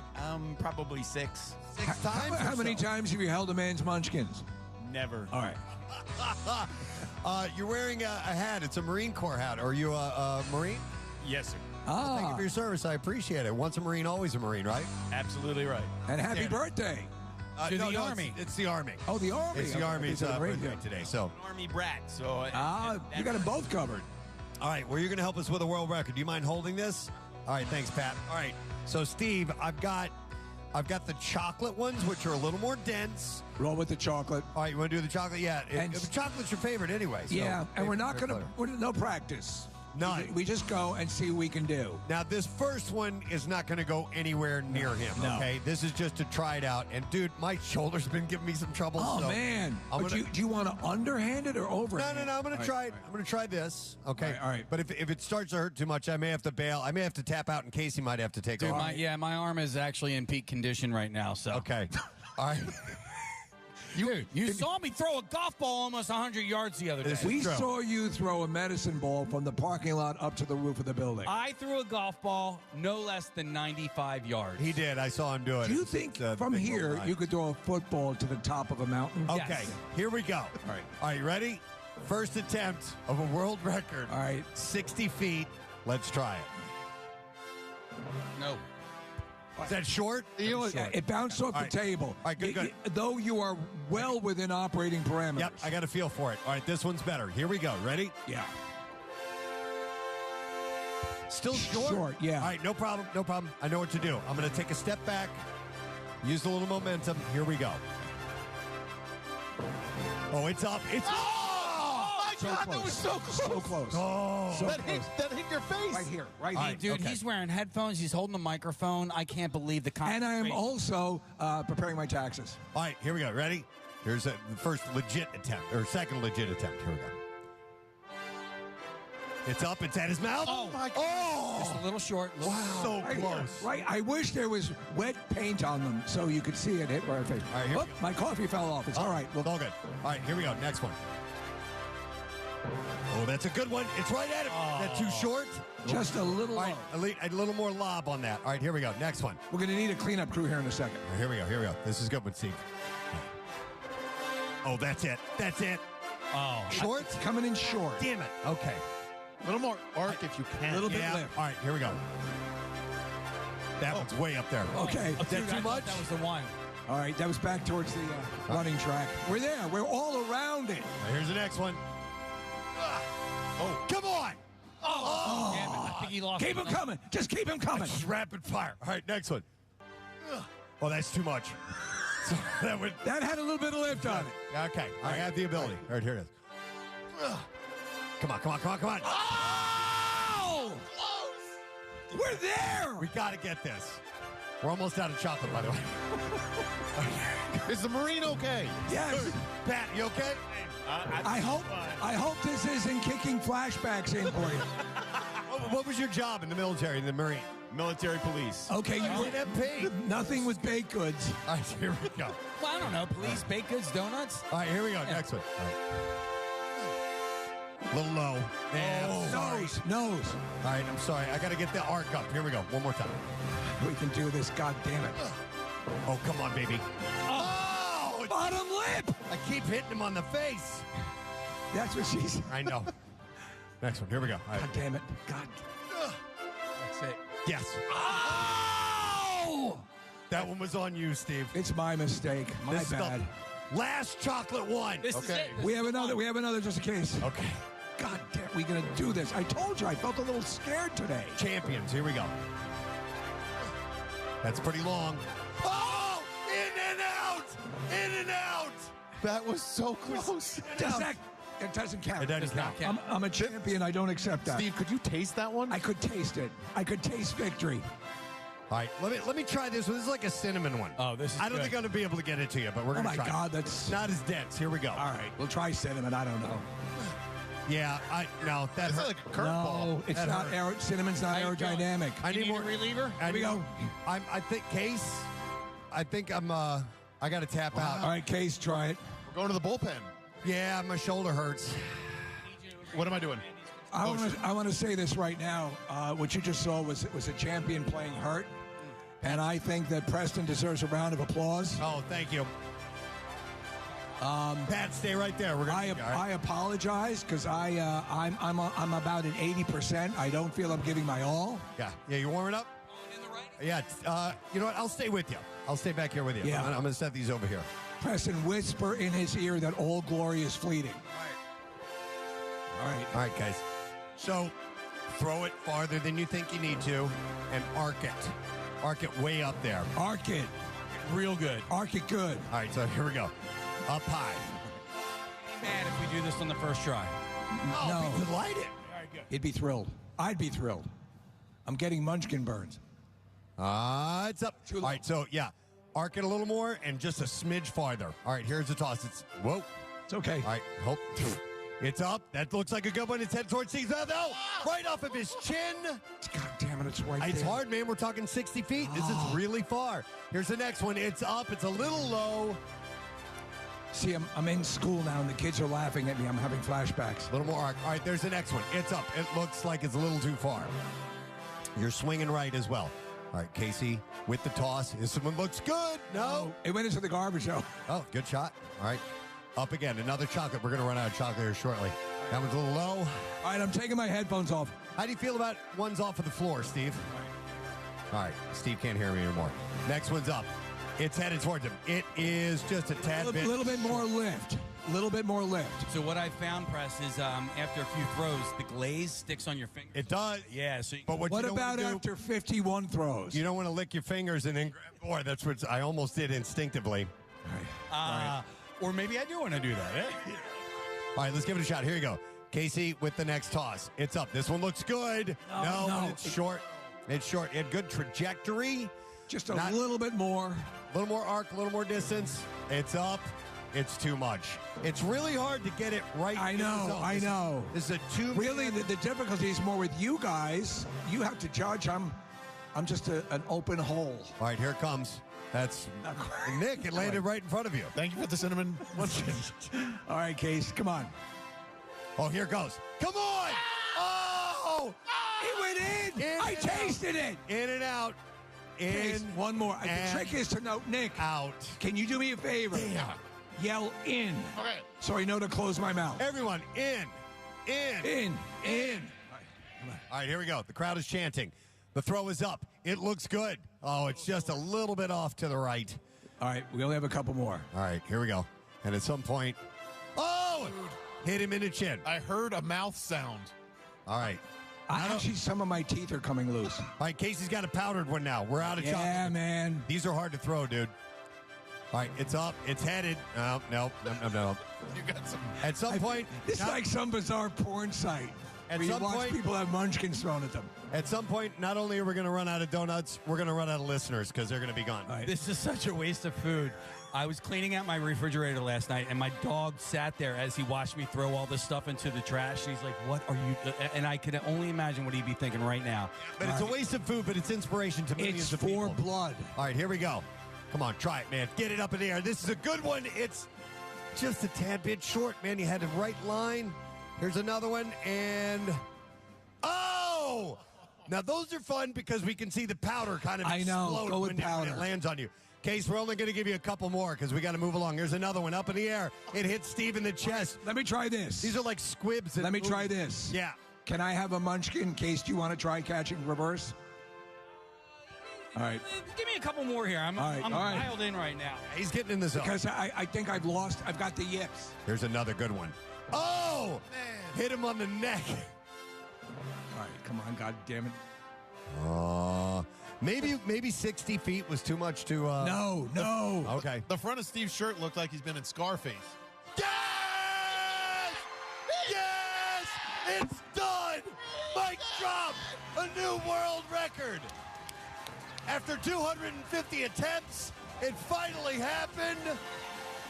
We have it on video. I hope to God we got that on video. Unless we ran out of recording space, I don't know, but that took forever. Steve, how about it? Oh my God, look at this place. Looks like a war zone over here. There's chocolate and coffee strewn all over the floor. It's an absolute... It looks like a Hiroshima Dunkin' Donuts. Oh, what flavor was that one? That was cinnamon? It was one of the cinnamon ones. Yeah, it looks like probably what's on my neck. We did it. We did it. After all this, a champion is born. A world record has been broken. Thank you, guys. And they got to witness it. Obviously there was nobody there when Sir Hillary summited the Everest, that experience. But I think today people came close. I'm going to have to apologize for the mess I created here. And if we can get a mop, that'd be great. I'm looking to you for confirmation. Yes? Thank you. All right, so I'm over here trying to make googly eyes at Eric for our next thing. I think Preston likes He's just me. looking right back at me. I'm like, is it happening? Are we doing this? And he's giving me nothing. Zero facial expressions. Well, we've broken a record, and now on to another record. How about this? Somebody we want to meet, right? Bring her over, Eric, is what I'm trying to say subtly without saying bring her over. All right, have a seat right here, if you don't mind. And I want to find out who this person is. What is your name? Katie. Hi, Katie. Where are you from? King of Prussia. King of Prussia. Area. Okay, and you came out here to donate blood today? Katie is trembling, Preston, because of what she just witnessed. I know. Are you intimidated by what you just saw? A little bit. I can understand. Yeah, it's tough to be standing in front of greatness. I mean, this close. Yeah. I mean, what if you had met Babe Ruth? It's like, oh my God. I don't know how I'm surviving right now. But you know what? He's a regular guy. Like these guys, you know what I mean? Like totally down. I put my munchkins on one leg at a time. Well, Katie, you donated blood, right? Congratulations. Thank you for doing that. Have you ever done it before here? Yes, once. How long ago? Last year or Last maybe? year, Okay, yes. excellent. Well, thank you so much. We appreciate that. And we would like to share some news with you. Katie is our 20,000th donor of the I Bleed for Preston and Steve Blood Drive.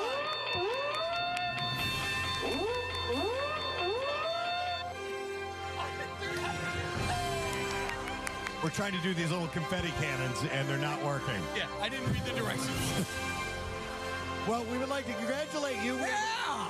We have some goodies, some tchotchkes to set you up with, but 20,000 is a huge accomplishment, and we're so excited. Hey! Casey, I dumped my confetti onto my computer.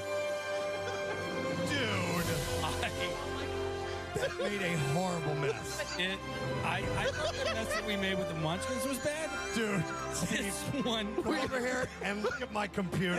It's so Pink powder all over Preston's We're going to be in so much trouble. Rodney, Rodney is going to kill us. Rodney, somebody handed me this. There is a slick of coffee over here.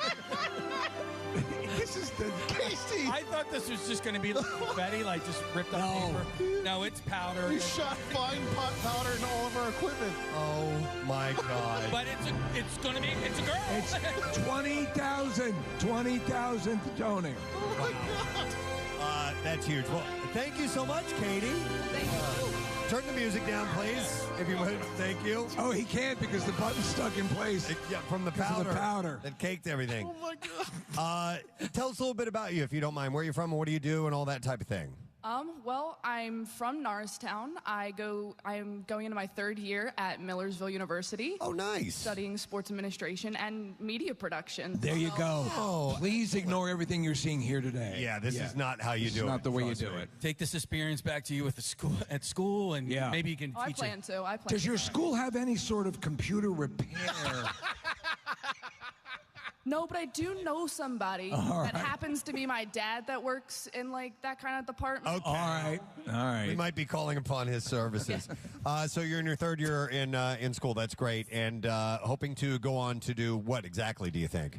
Collegiate sports administration communication. Excellent. Very good. Having that focus will pay off in the long run. Yeah. So the idea of donating blood, you know how important it is, and you know all the good that comes from it. And I got to tell you, over the many years, and I know you say you've donated before, I don't think we've ever seen it this bad or this low. It's been really. I know because I get the text messages when they really have a deficit. So your donation and everyone here, the donation could not come at a better time. And what would you tell someone who's not sure whether or not donating blood is the thing to do, or or if they're a little worried about it? What would be your advice to that person? I'd probably just say, talk to someone who has, get their experience, and then just kind of go in, try, and if you find out it's not for you, then it's not for you, but just trying will make the little difference. You're exactly right, because the benefit is so huge. And again, my wife is always she's under the weight to donate. She wants to, but she can't. And some people may show up and they're iron issue or whatever. But the effort is there, and the results are amazing. So and you're amazing for doing this. That's great advice. Thank you, Katie. We appreciate it. Congratulations, Katie, your 20,000th donor. And while we have Katie here, we also have sitting next to her someone we've chatted with before. She's a regional executive of the American Red Cross, and this is Jen Graham. Jen, get nice and close to that microphone so we here can I hear am. you. Nice to see you. How we doing today? Amazing. Really? Yes. There was close to 1,000 donors that signed up to give blood today at both locations, both here and Live Casino. The morning is going great. All the donors I've talked to are having a great time. You have such an amazing, loyal group of blood donors that come in year over year. I've met donors from 15 years to their first time donating at the Preston and Steve Blood Drive. So it's pretty incredible. Is there any way to meet her? Because I know sometimes people show up and you can never quite know if maybe they're not feeling a little under the weather or they have a temperature or whatever. Are we looking pretty good for people showing up and effectively able to donate so far? So far, so good. We do have some spaces available this afternoon at both locations, a few spaces available. So if somebody's interested in still maybe making an appointment this afternoon, they can call 1-800-RED-CROSS or go to our redcrossblood.org app and type in WMMR to schedule an appointment. I got a nice email from a listener, and his son is looking to become an Eagle Scout, and so they do volunteering, in that endeavor. And I suggested and recommended that you can always volunteer with the Red Cross. How do people go about doing that? Same thing, you go to redcross.org and you can learn all the different ways of volunteering, whether it's volunteering with our blood services program, disaster response training services, you name it, we've got a volunteer opportunity for everybody. 90% of our workforce is volunteer-based, so having a really, really robust group of volunteers that help deliver our mission is critical. So, and you said there are a couple of spots available, so consider if you're listening right now and you're sort of encouraged to maybe give it a shot, you could perhaps negate someone who showed up and wasn't able to donate and get us back up with that one donation. So we'd love to see that happen. That's right, 1,200 is the goal today. Yeah. Right? We're trying, man. Yeah, We're trying. I'd like to see that happen. So 1-800-RED-CROSS, best way to do it so you can have an actual appointment. And appointments required, yes. All right. So you can't just bring down a bag of blood. No. Yeah. Not going to happen. Not going to happen. Let them do it for you. Let them do it. Yeah, That's exactly. probably a better idea. Excellent. All right. Well, thank you, Jen. Good to see you. Thank you. Jen Graham and Katie, our 20,000th Yes, donor. 20,000. Wow, that's huge. Excellent. All right, so, dude, we got to clean this up. This is such a mess over here. It's ridiculous. I don't blame you at all. I didn't know what was in it. I mean, you thought it was confetti, didn't you? Yes. Yeah, I had I didn't buy it. It was handed to me, whatever you call that thing. It might as well have been filled with hummus. Dude, it's everywhere. You know what we're going to need is those air canisters. I'm sure. Listen, if anyone knows how to take care of it, it's Rodney. But what they call liquid air or whatever. Liquid air. All right. Anyway, dude, it's all over. Look at my It's on your jeans. pants. Look at my pants. Steve's got donut powder all over his shirt. Me and you look fine. Yeah, I was downwind from that. Thank you very much. It's like I had chalk all over my. You look like you were snorting some sort of bizarre cocaine, and I look like I just came out of a kitchen. My microphone's covered. My laptop is covered. The entire surface. Well, Rodney, what do you think about the viability of? Is this something that can be cleaned or set it on fire? This is worse. This is worse than glitter. Rodney, who's pulled out the most bizarre tools and can fix anything, looks at your computer and goes, "No, it can't be fixed." It's all smeared all over the place. Okay. My only concern that whole time was to not have it explode into my crotch like you see in videos all the time. So, well, you didn't do that. I didn't do that. Yeah. Hey. You're batting 500. My munchkins are intact. Jesus.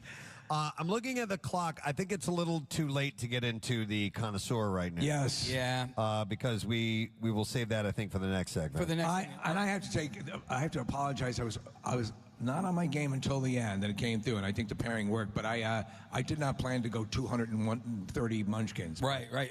But speaking of which, when are we doing the other munchkin one? I don't know. I was not going to do that right here. Okay. Yeah. We can only do, so much munchkin. We're only human. Yeah. But you're already a mess, so I know. I don't want you to get all cleaned up just to get dirty again. I'm not going to get cleaned up. What's the point of getting cleaned up right now? There's more crap that has to be cleaned up right here. It's going to end up on me, so whatever. It looks like you tried to steal that computer and some sort of security pack went off. Yeah, the die pack exploded on me. But what I'm wondering is if maybe, because we do have a little bit of time, to see if we can, and I know I'm doing this live on the air, check in with Jackie Bambam. Is there any way you can check on that? Rodney's going to see if Rodney can make anything happen except clean your computer. We can get him on. Real quick, I did want to read this shout out. I thought this was kind of fun. I got this. I'm here. Oh, yeah. Hi, Jackie. Are you there? Oh, hi, guys. It was like New Year's Eve. I felt it. So we got the 20,000, right? Yeah, 20,000th blood donor. It was a listener named Katie. And, she was very delightful and awesome. And, so it's a momentous occasion, man. That is great news. Yeah. For those seriously, everyone's laying, and like you said in here, it's like a theater, so not everybody's as loud as you guys over there. But everybody clapped, and we went nuts when we heard that. So, did you hear, Jackie, did you hear, besides, which, of course, the most important thing is the 20,000th donation, did you hear the setting of a world record over here? We did the Munchkin. The other world record? Yeah. The Munchkins. Yeah. It was 60 plus feet, and it was amazing. You don't seem impressed. You were throwing the Munchkins, right? Yep. There's barely a lollipop over here. Okay.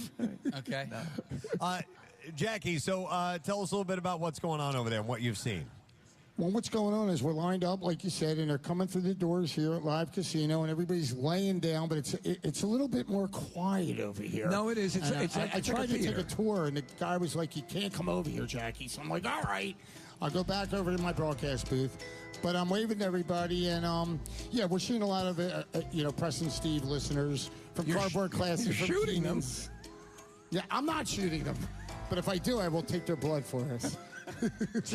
I've never heard Jackie like this before. Well, so listen. Jackie goes into when he does this at charity functions, or he turns into serious Jackie. Yes, button down Jackie. Yeah, button down Jackie. But Jackie Newhart. Just because it's quiet there doesn't mean that you have to be quiet, Jackie. You're a radio person. I got yelled at by, I think, the president of the Red Cross. He's like, "You can't come over here, Jackie." No, well, maybe you can't go over there. You can be louder than you are. What they're talking about is over here we couldn't walk amongst people who are donating blood because you're getting in the way. But that's one specific area. But areas outside of that, you can certainly have free reign. But how cute is Jackie? Anybody with a position of authority is the president, right? The coat check girl said I couldn't park there. So he got yelled at, and so now he's by the president. I'm hanging of out the with the American Red Cross photographer from Russia. Kate, come on, you have to say hi to Preston Steve. Come on, let him hear your accent. Come on. Hi, guys. Hi, how are you? I don't have that accent like you expected of me. Yes, you do have an accent. What part of Russia are you from? Moscow. Oh, Moscow. I've always wanted to go there. Yes. Is it beautiful? Yeah, it is. Oh, wonderful. What do you probably think? should go there, but not now. Not now. Have you ever seen anything in Russia like Jackie Bambam before? No. Yeah, She's I know. dancing over here with us. We're putting on, it should be a disco, she says over here. We're dancing over here. All right. Yeah, we'll have fun. All right. Excellent. Wonderful. Sounds very sweet. All right, Jackie. All right, everybody, let's get up and dance. Thank you for doing what you do, and we'll see if we can check in with you later. All right, bud? Please do so. Yep. Thank you, guys. Thank you. Jackie Give me your Bambam. blood. Well, there you go. Hey, all right. Now there's Jackie. Oh, he's yelling at me again. All right, real quick, I was going to read this quick email, and then we're going to take a break and come back, and then we'll get into the Connoisseur. It says, "Hey, my name is Dan Massey, and I'm a longtime listener from media. If this is worthy of a shout-out," he says, "I won an art contest with some help from WMMR. I designed a logo for my labor union and submitted it to a contest sponsored by our state-level union, and my design was inspired by a 1970s WMMR logo, and the judges told me that this was one of the reasons that I won. No kidding. He said, thanks so much for making each day so much brighter, just like the rainbow in WMMR's early logo. So I thought that was kind of cool. So respectfully from Daniel Massey. So Daniel, congratulations. It's excellent. There's your shout out, bud. Yeah. So congratulations. All right, let's take a break and let's clean this crap up. And we'll come back in a moment, and we'll do Connoisseur, because I got a lot of stuff to give away, some more blood-related clips to play for you as well. We are at the I Bleed for Preston and Steve Blood Drive. You guys doing all right out there? Got a great crowd. We'll be back in a moment. Stay with us.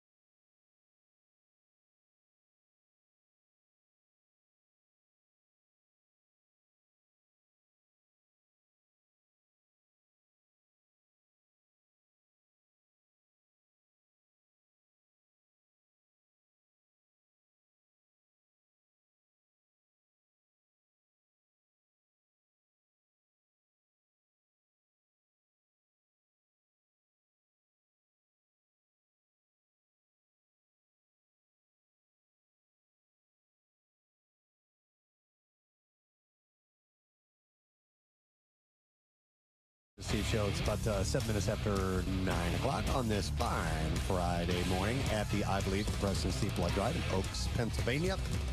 Beautiful day today. A little bit on the warm side. Some humidity creeping into the area. High of about 90 degrees. A passing thunderstorm or two. I can't tell you exactly where that's going to happen. They're going to be kind of scattered, so heads up. That'll happen later on this evening, though. The weekend, Saturday, Sunday, mid-80s and partly cloudy. It's going to be great. Obviously, the Big Dill Pickle Festival on Saturday. Steve, your pet adoption on Saturday as well. Final revival in Lansdowne. We're going to try to get this dog Cannoli adopted, and it's also just going to be a fun hang at a cool record store. Yeah, so stop at any of these events. And then next week, Monday, Tuesday, Wednesday, Thursday, Friday, hot. In the 90s, like mid-90s. Going to feel like 100 degrees by the time we get to Tuesday and Wednesday. So just letting you know. We're going to take a look at traffic, see what's up. Like I said earlier, Kathy's out. So we got Nick on the patrol. What's up, Nick? 95 southbound is jammed in between Cottman Avenue down to the Betsy Ross Bridge. Schuylkill westbound, that's jammed from University to South Street. The Schuylkill eastbound from Montgomery down to Vine Street Expressway. And then again from South Street to University Avenue. And the Vine Street Expressway, that's also jammed in both directions from Schuylkill to 95. This traffic report is sponsored by Whole Food Market. Save at Whole Foods Market. Get sustainable, wild-caught, fresh Alaska sockeye salmon fillets for 28% off with Prime through June 18th. While supplies last, shop in-store or online. Terms apply. And that's your traffic on 93.3 WMMR. All right, thank you, Nick. And by the way, if you are signed up, I think roughly like about an hour. Would you guys say about an hour for you? Nod, yes or no? Something like that. We got a whole group of people that have donated. They're sitting in front, hanging out. So that's, roughly about the time that it takes for the whole thing. And like Jen was saying earlier, Jen Graham, one of the directors here, that there are afternoon spaces available, and we would like to add you to the list if you can. You can call 1-800-RED CROSS. You can't just show up and walk in off the street and do it. But if you got about an hour of time, that'd be great. It'd be wonderful. It's going to add, like we said, we're trying to get somewhere in the neighborhood of 1,200 if we can, units donated. And you can end up saving a life in about an hour or so. Yeah. And we'd love to add to you. Plus, we'll set you up with the Preston Steve T-shirt and the sunglasses. And, oh, by the way, Minnie Melts is about ready to serve up some freebies here in just a moment. So you'll be, she's excited. So you'll be able to a backflip. Have all the ice cream that you want over here. And we just kind of try to entice with little things like that. Yes, and you're right. For the hour, by the way, part of that hour is going to be laying down on your back, and then afterwards you get some juices and cookies, and you hang out, and they treat you like royalty. So it is a great experience. Yes, and Jackie Bambam at Live Casino, that location. When we are done here, both Steve and I are going to head down there for a bit and meet up with some people who are donating, and we'll make our donations while we are there. Yes. Pierre will be there by that time, and then when Pierre's show is over, Brent Porsche is going to be broadcasting from here in Oaks. So you'll hopefully have a chance to meet some of your favorite MMR personalities and all that good stuff. So it's all part of it. I think we should probably do the Connoisseur now, shouldn't we? All right, let's go to it. I think I got this here. Where's the music? I'm waiting for the bell. Oh, there we go. Thank you. It's time for the Connoisseur. That's so close. I can try another one if you want. Oh, I don't care. Let me try the megaphone. It's time for the Connoisseur. All right, the first one was better. All right. And we will play some clips and give away some prizes. So we're going to start with this. This was a big one in the world of food journalism. The James Beard Media Awards came through, and we had some big winners in our area. Inquirer critic Craig Laban and photographer Jessica Griffin won a James Beard Journalism Award for travel writing.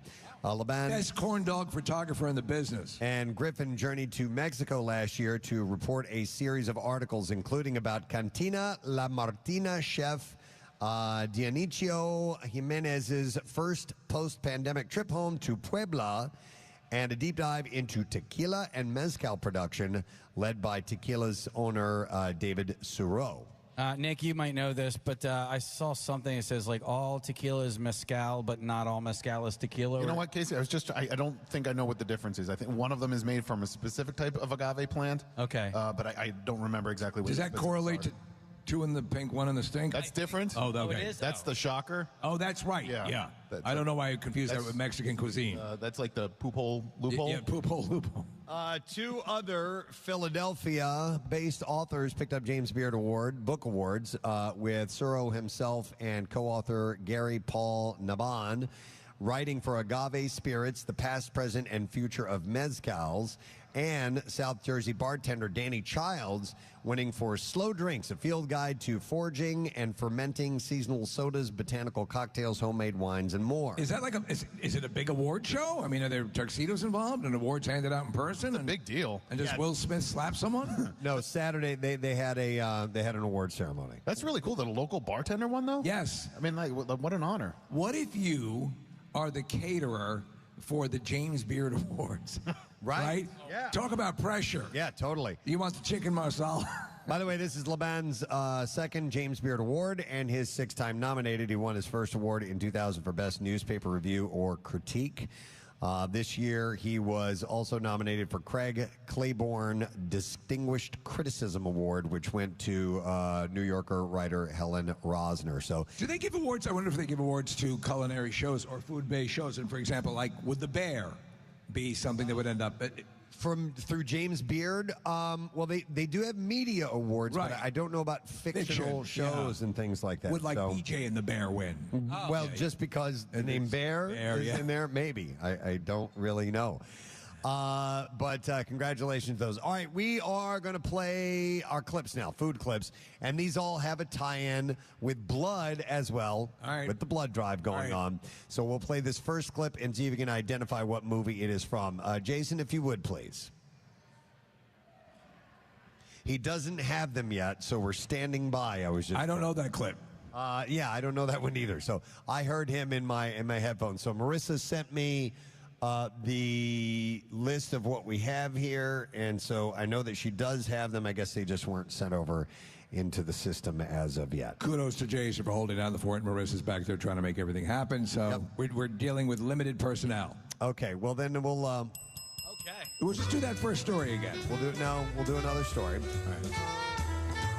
The melting cheese and rotting meat are still dangling from the greased pole high above the Italian market. No, really? Yes. It's been nearly 4 weeks since the Markets Festival, where people from all over the city compete in one of the city's most treasured traditions, climbing a lard-covered pole to claim plump provolone balls and cured soppressata, then hurling them down to the crowds below. And there's always a few prizes that remain out of reach, and the market usually takes them down with the help of a crane lift on the festival's last day. But this year, organizers forgot to grab that stuff. They realized their mistake a day later, and as of this past Tuesday, when this article was written that Steve sent me, no one has had the time to rescue them, and they are still rotting there at the top of the pole. Breaking news, Preston. They removed them yesterday evening. Should I continue on? You can, because it was funny that it was sitting up that you would forget to remove rotting food from a pole. Okay, so several hot days. They were in the sun. Michelle Gambino, who produces the festival, as head of the Italian Market Visitor Center, usually oversees the removal of the competition unclaims good, and she said it kind of got away from us this year. Have you ever gone to that? Have you ever gone to the festival? No, you know what? Because it was always the same weekend as MMRBQ. Oh, that's right. Yes. And the only reason I remember that is because Marissa was lamenting over the fact that she was unable to make it. And then when they finally moved it to September, Marissa was like, oh, my God, I can finally go to the festival. So the food is up there. They have to climb this greased pole to get the food? Is that? I've never seen I've only heard of it. Yeah, they hang this stuff up there, and you have to climb it and claim it. Yeah. I'd like to see them catch a munchkin in their mouths from 65 feet away. So Michelle Gambino said the end of the festival was always stressful, and this year even more so, with a day of misty rain delaying the crowds and leading to even bigger numbers on the second day of the weekend festivities. Communications got scrambled, she said, and she took full responsibility. Market crews that usually clean up the pole afterward went home without doing so, and so did the rented crane. More pressing priorities were handled, like cleaning up the street and readying the market for its daily routines. But she had said that it was going to be gone before the weekend, and I guess they did it. They got up there and they cleaned it out. So as far as festivals like that go, the most gluttonous display I've ever seen is the San Gennaro Festival up in New York.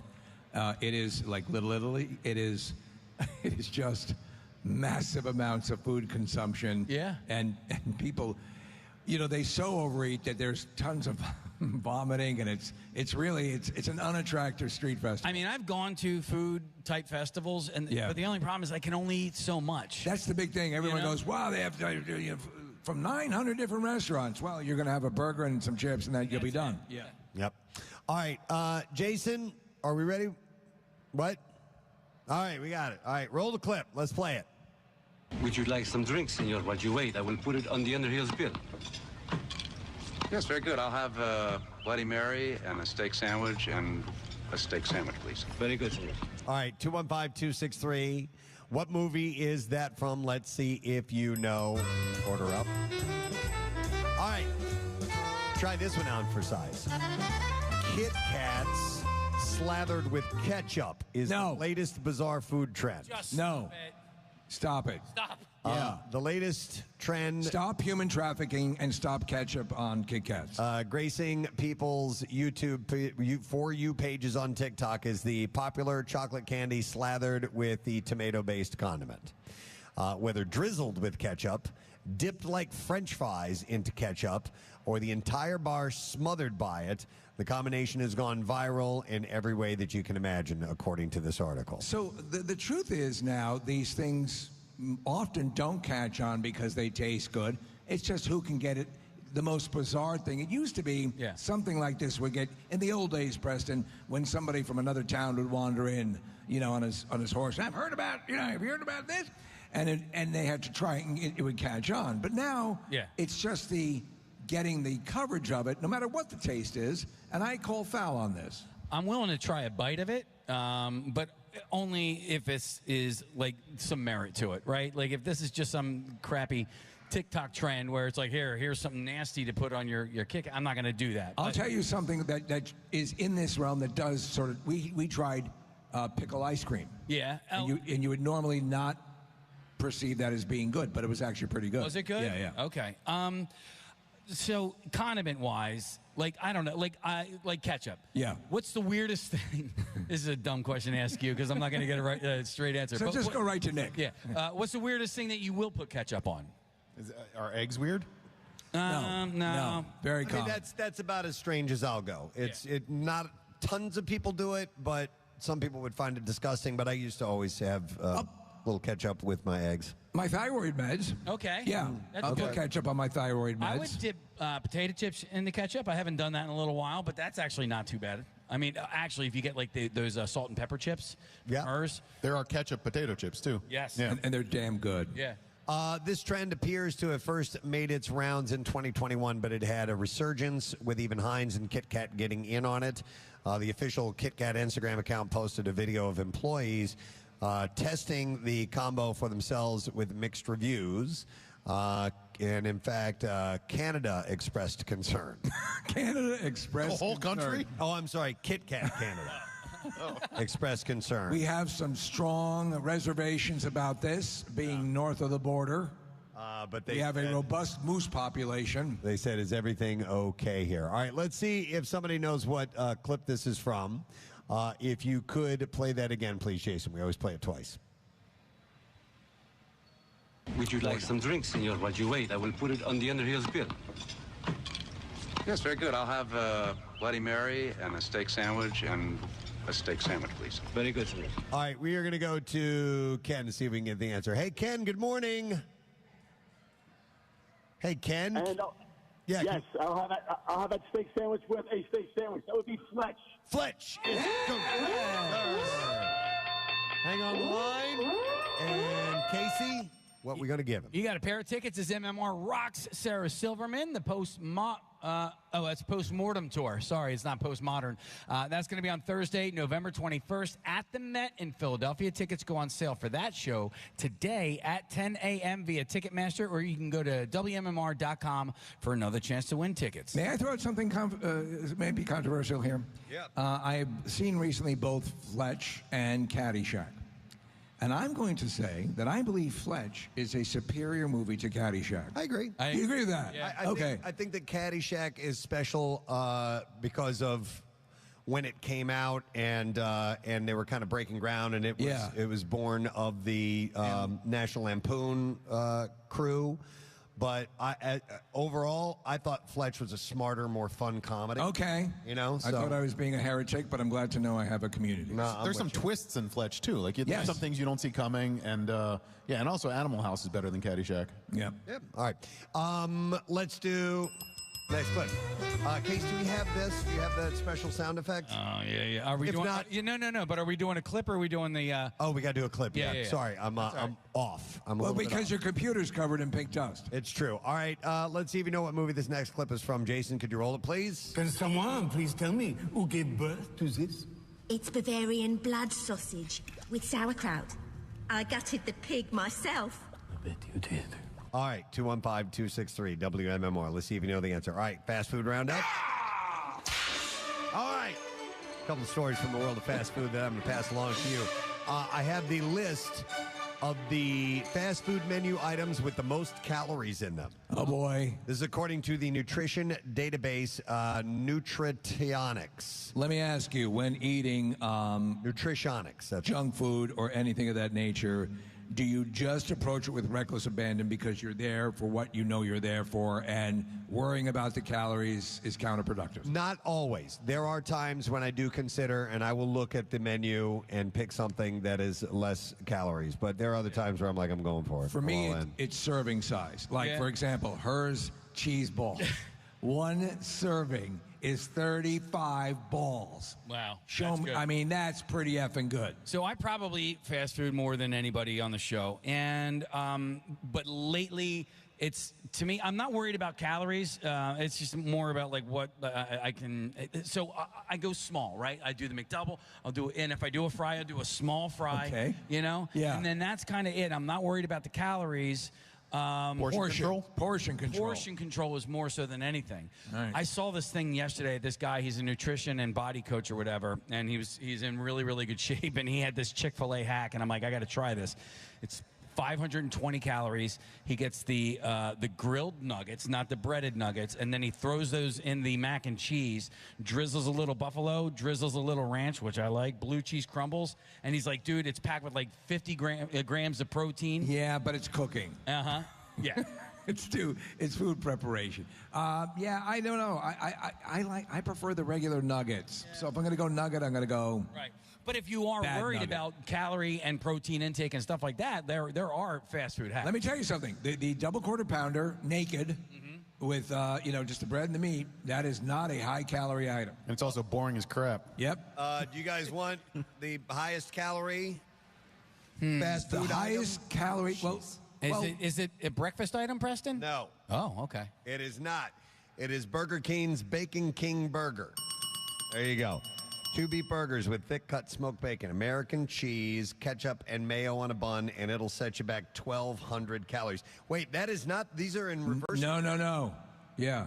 These are in reverse order. That's the lowest. It says number 1, but that's the lowest. That's 1,200 calories. I know it has been for a number of years considered the highest caloric item, the bloomin' onion. This is fast food we're talking about. We're doing the fast food roundup. All right, so I'm going to get you the top one. All right, we'll shoot right there. Shake Shack's Double Down Fries. Oh, wait, what's in that? Fries topped with cheese sauce, cherry peppers, and bacon, and it is 1,910 calories per serving. All right.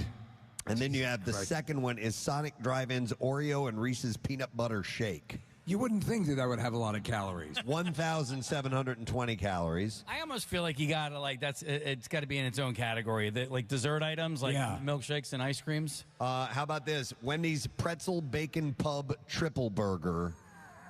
1,530 calories. I wonder when they're coming up with these things, if they also have some sort of cooperative with local funeral parlors. Yeah. Well, listen, if you're like Jackie Bambam and you only eat once a day, I'd slam that burger. Well, because one of those meals is your entire suggested caloric intake for a day. Yeah, but is it at all healthy? Absolutely. Well, it depends on what's on the burger. You got your protein. There's probably some Got my vegetables in pretzel. there. I've got my cheese. I've got my ice cream and my gummy bears. Yeah, maybe. I mean, if you throw some like tomatoes and lettuce and onions on there, does that make it any better? No. You guys are grasping. I'm not grasping. I'm just asking. You asked a question. I'm asking a question. I put 2 asparagus spears on it. No, none of this is healthy. Yeah. I'm not saying healthy, but no. All right, the last one I'm going to mention is Dairy Queen's Peanut Butter Puppy Chow Blizzard. And that's 1,360 calories. Is there a gravy train in it? In a large. No, I think Puppy Chow is a nickname for like almost like a oh man, what do they call them? The mixes that are Oh, like trail mix. Yeah, like trail mix, but that's coated in chocolate and powdered sugar. You know what I'm talking about? Yeah, like Chex makes it, like Muddy Buddies. Yeah, stuff like that. Yes, I saw that. That's a great adult film, Muddy Buddies. So I think that's what the Puppy Chow is. I don't. You're a big Dairy Queen fan. Yep. And what is your Dairy Queen item of choice? Small vanilla cone.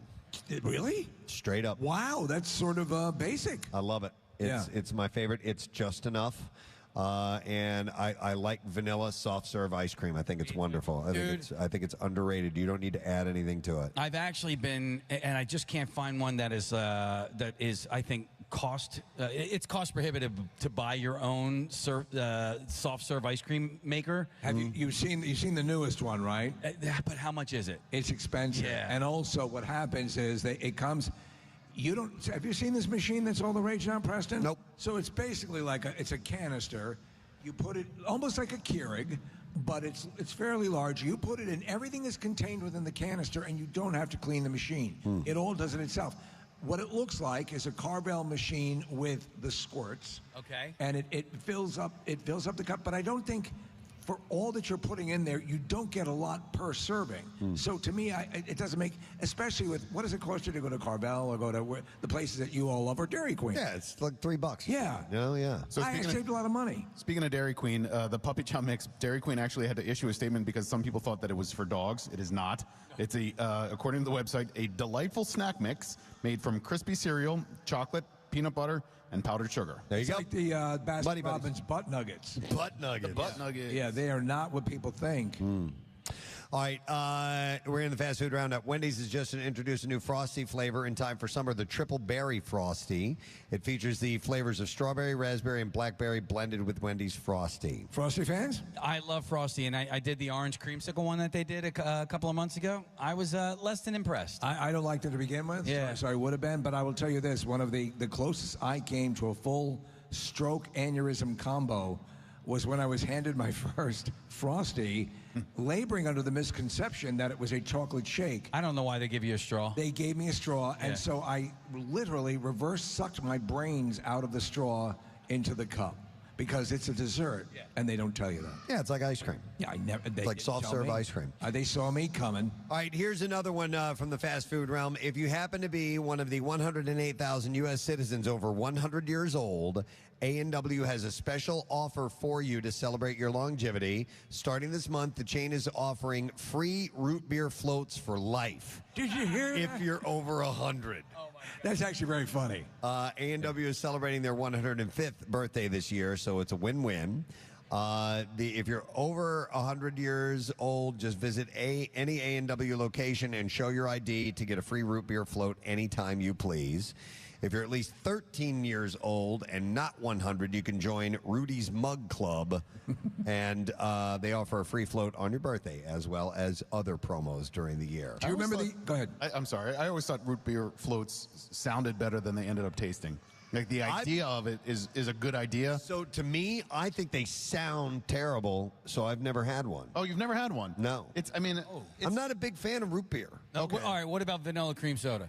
'Cause you can do that now. Ooh, yuck. What about orange Gross. used soda? Yes, I'm okay with that. Hey. Do you know it sounds bad, but it's delicious? A fistula Frosty. Yeah. Wow. Those aren't good at all. A&W used to have those kind of Sonic style restaurants. Yes. Where and Car hops. Right, and you would be, they were throughout Canada for a while. And so we'd go and visit, and the food was very good, but their big thing was the A&W root beer, the float. So you don't like vanilla cream soda? Give me a root beer filled with A&W. Wait, Make what it is that? a double scoop. It's cold beverage. Oh, damn it. Yeah. Okay. All right, one last story. You don't like orange creamsicle? I do. I don't like no, regular cream. cream soda. Cream soda. We don't get French benefits. Did you try the butter beer by any chance when we were in Universal? I did. I like the warm butter beer better than the cold butter beer. Okay. They put booze in that ever? Is there like, can you get an alcoholic version? I think they have an alcohol version of it. Yes, rum they or do. something. Yeah. Yeah. Anything else? No, I think that's it. Okay. Have you ever seen a wood nymph? All right, last fast food thing I'm going to add in the fast food roundup, then we're going back to get a winner. So, due to popular demand from his customers, Papa John's is bringing back their popular cheesy burger pizza. Cheesy burger pizza. Yeah, this actually sounds really good. I've never had it. Okay, so it's a signature burger. It has signature burger sauce, beef, tomato, dill pickles, and mozzarella cheese on Papa John's never frozen dough. I like the sound of that. I tend to like Papa John's basic pizza. I think it's pretty good. I think it's Pizza Hut that does a lot of this where they jam stuff into the crust and they cover the receipt in cheese. Too much. Yeah, I'm telling you, man. Too much. I had a stuffed crust pizza from Pizza Hut, the one in Rio Grande Press. Yeah. It's good, dude. Is it? Yeah, I really enjoyed it. Do these? Is this in the fast food category, like these style of pizzas? I just put it in there because I needed one more. No, I'm just curious because like it sounds to me like that one you're describing will end up on that high calorie list that we had earlier. That's a good question. No, I'm sure it's pretty. But it also depends on what a serving is. Like you might eat just one slice of pizza, might be a serving. 4 bites. Yeah. Think of like a Lorenzo's. All right, we want to see if somebody knows what clip this is from. Jason, can you play that clip one more time, please? Can someone please tell me who gave birth to this? It's Bavarian blood sausage with sauerkraut. I gutted the pig myself. I bet you did. All right, let's go to the phones, and we have Mel, who is on the line. Hi, Mel. Good morning. Mel, can you hear me? Is it Nell? Is it Nell? Say Sayat along Concon if you can hear me. No. What? You see the guy wearing a shirt that says Syed along Concon? Oh, shut up. That's awesome. Dude. He had that made himself. That's hilarious. I love it. All right, well, Mel is on hold, and Mel actually got it right. It is Brothers Grimm, so we are going to... Even though we can't hear Mel, we know that Mel got it right. So what are we going to give Mel? Got a pair of tickets as MMR rocks Sarah Silverman, the post-mortem tour, and that's going to be on Thursday, November 20th at the Met in Philly. Tickets for that show go on sale in 26 minutes via Ticketmaster. You can go to WMMR.com for another chance to win tickets. Nice. Let's play another clip and see if somebody can get it. It's food and blood combined. So what movie is this clip from? Hi, I'm Buddy. What can I get you? Let's see, steak. Oh, yeah, the Douglas Sirk steak. Have that. How do you want that cooked? Burnt to a crisp or bloody as hell? Bloody as hell, and oh yeah, look at this, vanilla Coke.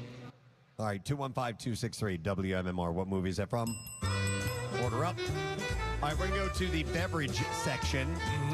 Hulk Hogan has introduced a new beer brand. It's called Real American Beer, brother. That's right, brother. The easy drinking light lager brewed with 100% North American ingredients will be distributed across 17 states, starting with Florida, Missouri, Minnesota, and Colorado. The beer will be available in major supermarkets and alcohol retailers with plans for merchandise and apparel sales. Preston, I got to tell you, that is the only beer I drink when I'm watching Hulk have sex with other women. I'm sure. Regis, it's got a... It is the #1 beer of cuckolds everywhere. Yeah. Does it work every time? Absolutely every time, half the time. Launch events are scheduled in several locations beginning today in Hollywood, Florida, and tomorrow in Tampa. Of course, he lives out that way. That's where he lives, yeah. And followed by events in other states in coming months. It's in the same vein here. You guys saw that the Kelsey brothers are doing their, it's a garage beer is what it's called? Right. Okay. I wasn't sure if that was like, I don't know what umbrella that's underneath, you know? What do you mean? Like if it's like an Anheuser-Busch. Yeah, I don't know who that's through. I have no idea. Nick, I don't know if you can... Yeah, I'll look it up. Look up a little info on that. At this point in time, so there's everyone's releasing their own spirits, their own beers, and then the market becomes flooded. Yeah. So I think we're at the point now where it's starting to not have its uniqueness, you know, unless you're a rabid fan of the person. I mean, we've got obviously Ryan Reynolds, Robert Irvine, our friends from Always Sunny have Four Walls. Yeah. Casamigos. Casamigos is a big one. Dave Matthews.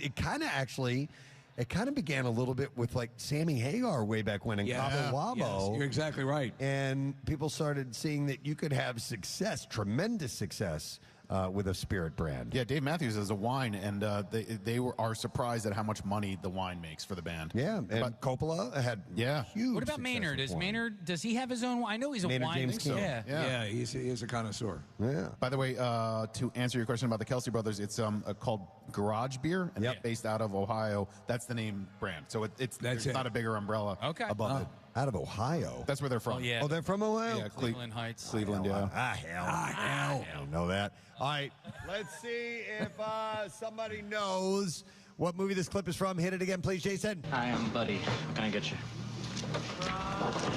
Let's see, steak. Oh, yeah, the Douglas Sirk steaks. Have that. How do you want that cooked? Burnt to a crisp or bloody as hell? Bloody as hell, and oh, yeah, look at this. Vanilla Coke. All right, we're going to go to Carlo. Hopefully Carlo can hear us and we can hear Carlo. All right, Carlo, you there, bud? I am here. Excellent. All right, Carlo, movie, please. Pulp Fiction. Of course, Pulp Fiction. Yep, hang on. It's Steve Buscemi, right? Who's playing Buddy Holly? Yes, yeah. Yeah, what do we got for him, Case? All right, we're going to hook this guy up also with a pair of tickets as MMR rocks Sarah Silverman, the Postmortem Tour, Thursday, November 21st at the Met, Philadelphia. And tickets go on sale today at 10 a.m. via Ticketmaster. Go to WMMR.com for another chance to win tickets. All right, let's see. Let's play another movie clip. Jason, see if we can get a winner. What movie is this clip from, please? I want you to look in the mirror and see what you look like when you do that little Groundhog thing, okay? For me, can you count down? And dear, you look to in Seattle? Would you like some blood sausage? I have some here in the glove compartment. I like blood sausage.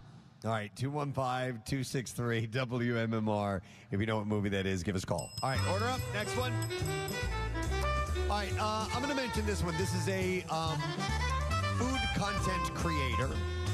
His name is Will Coleman, and he has an interesting shopping rule that he has created. It's called the 6-to-1. The 6-to-1 shopping rule. Yeah, and the rule is actually a shortcut shopping list that lets you skip the specifics and instead focus on purchasing 6 different vegetables, 5 fruits, 4 sources of protein, 3 starches, and 2 sauces or spreads, plus 1 fun thing.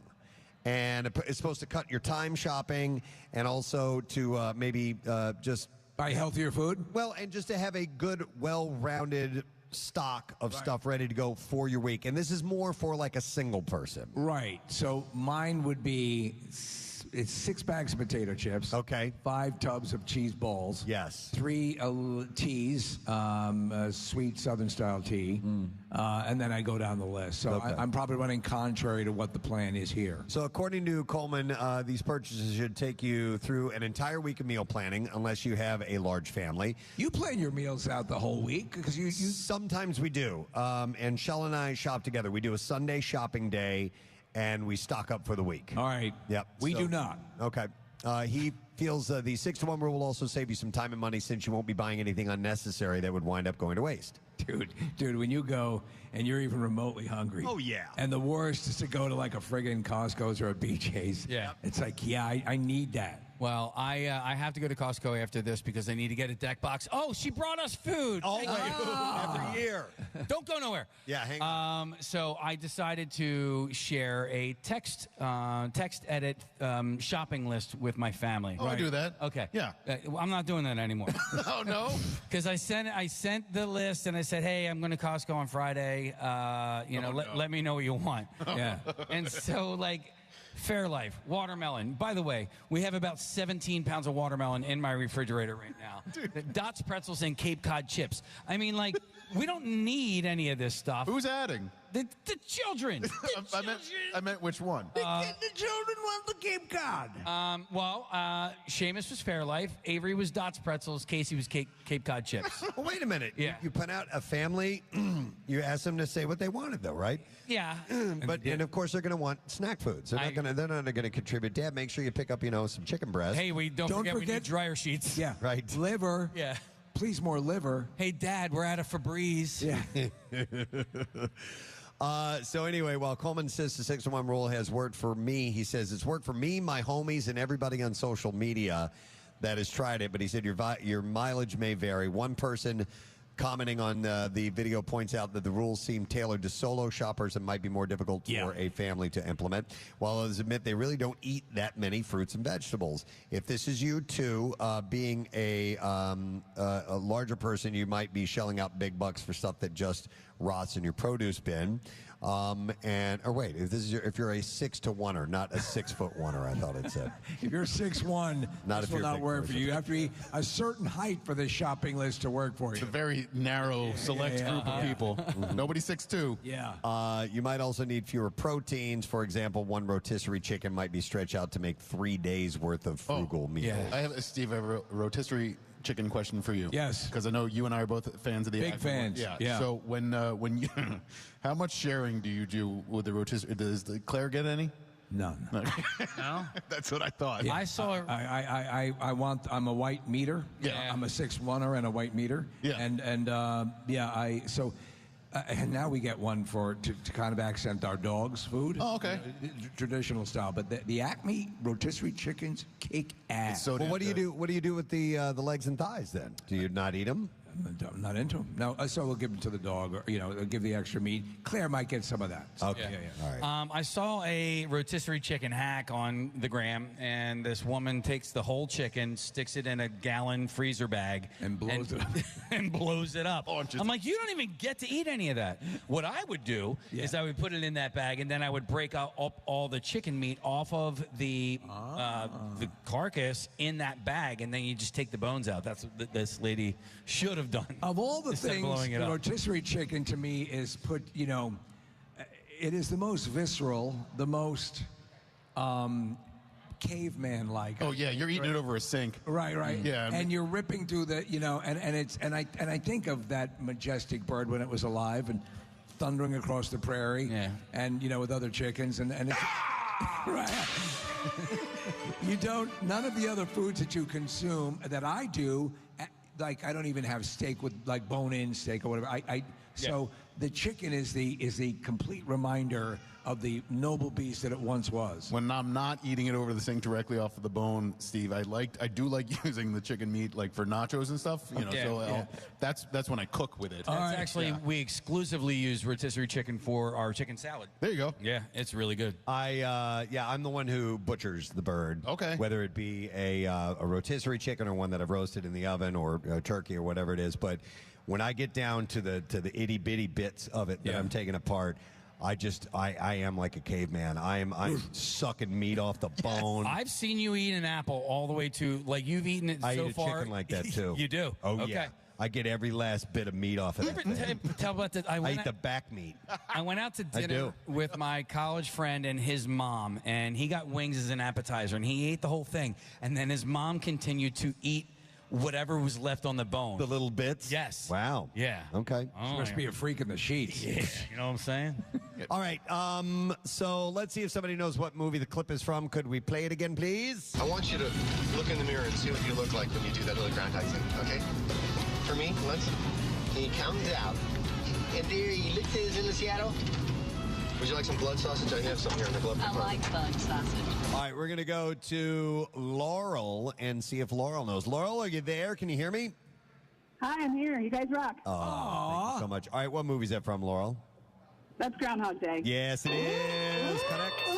Hang on. You're a winner. And you won a pair of tickets to the MM-Barbecue. Oh. September 21st, Freedom Mortgage Pavilion, The Offspring, and a whole bunch of other bands. Yes. That's a beautiful thing. The Warning is going to be Warning. there, and POD, and a lot of great bands. Us. We'll be on the side stage. Yeah. All right, so I've been told that's all we have time for the Connoisseur. We gotta wrap things up, but thank you very much. We had some good clips. Thank you, Marissa, for finding movie clips that were not only food related but blood references as well. Yes. No easy task, and we got those together for, of course, I believe for Preston and Steve Blood Drive, and a nice group of people right down front. Make some noise.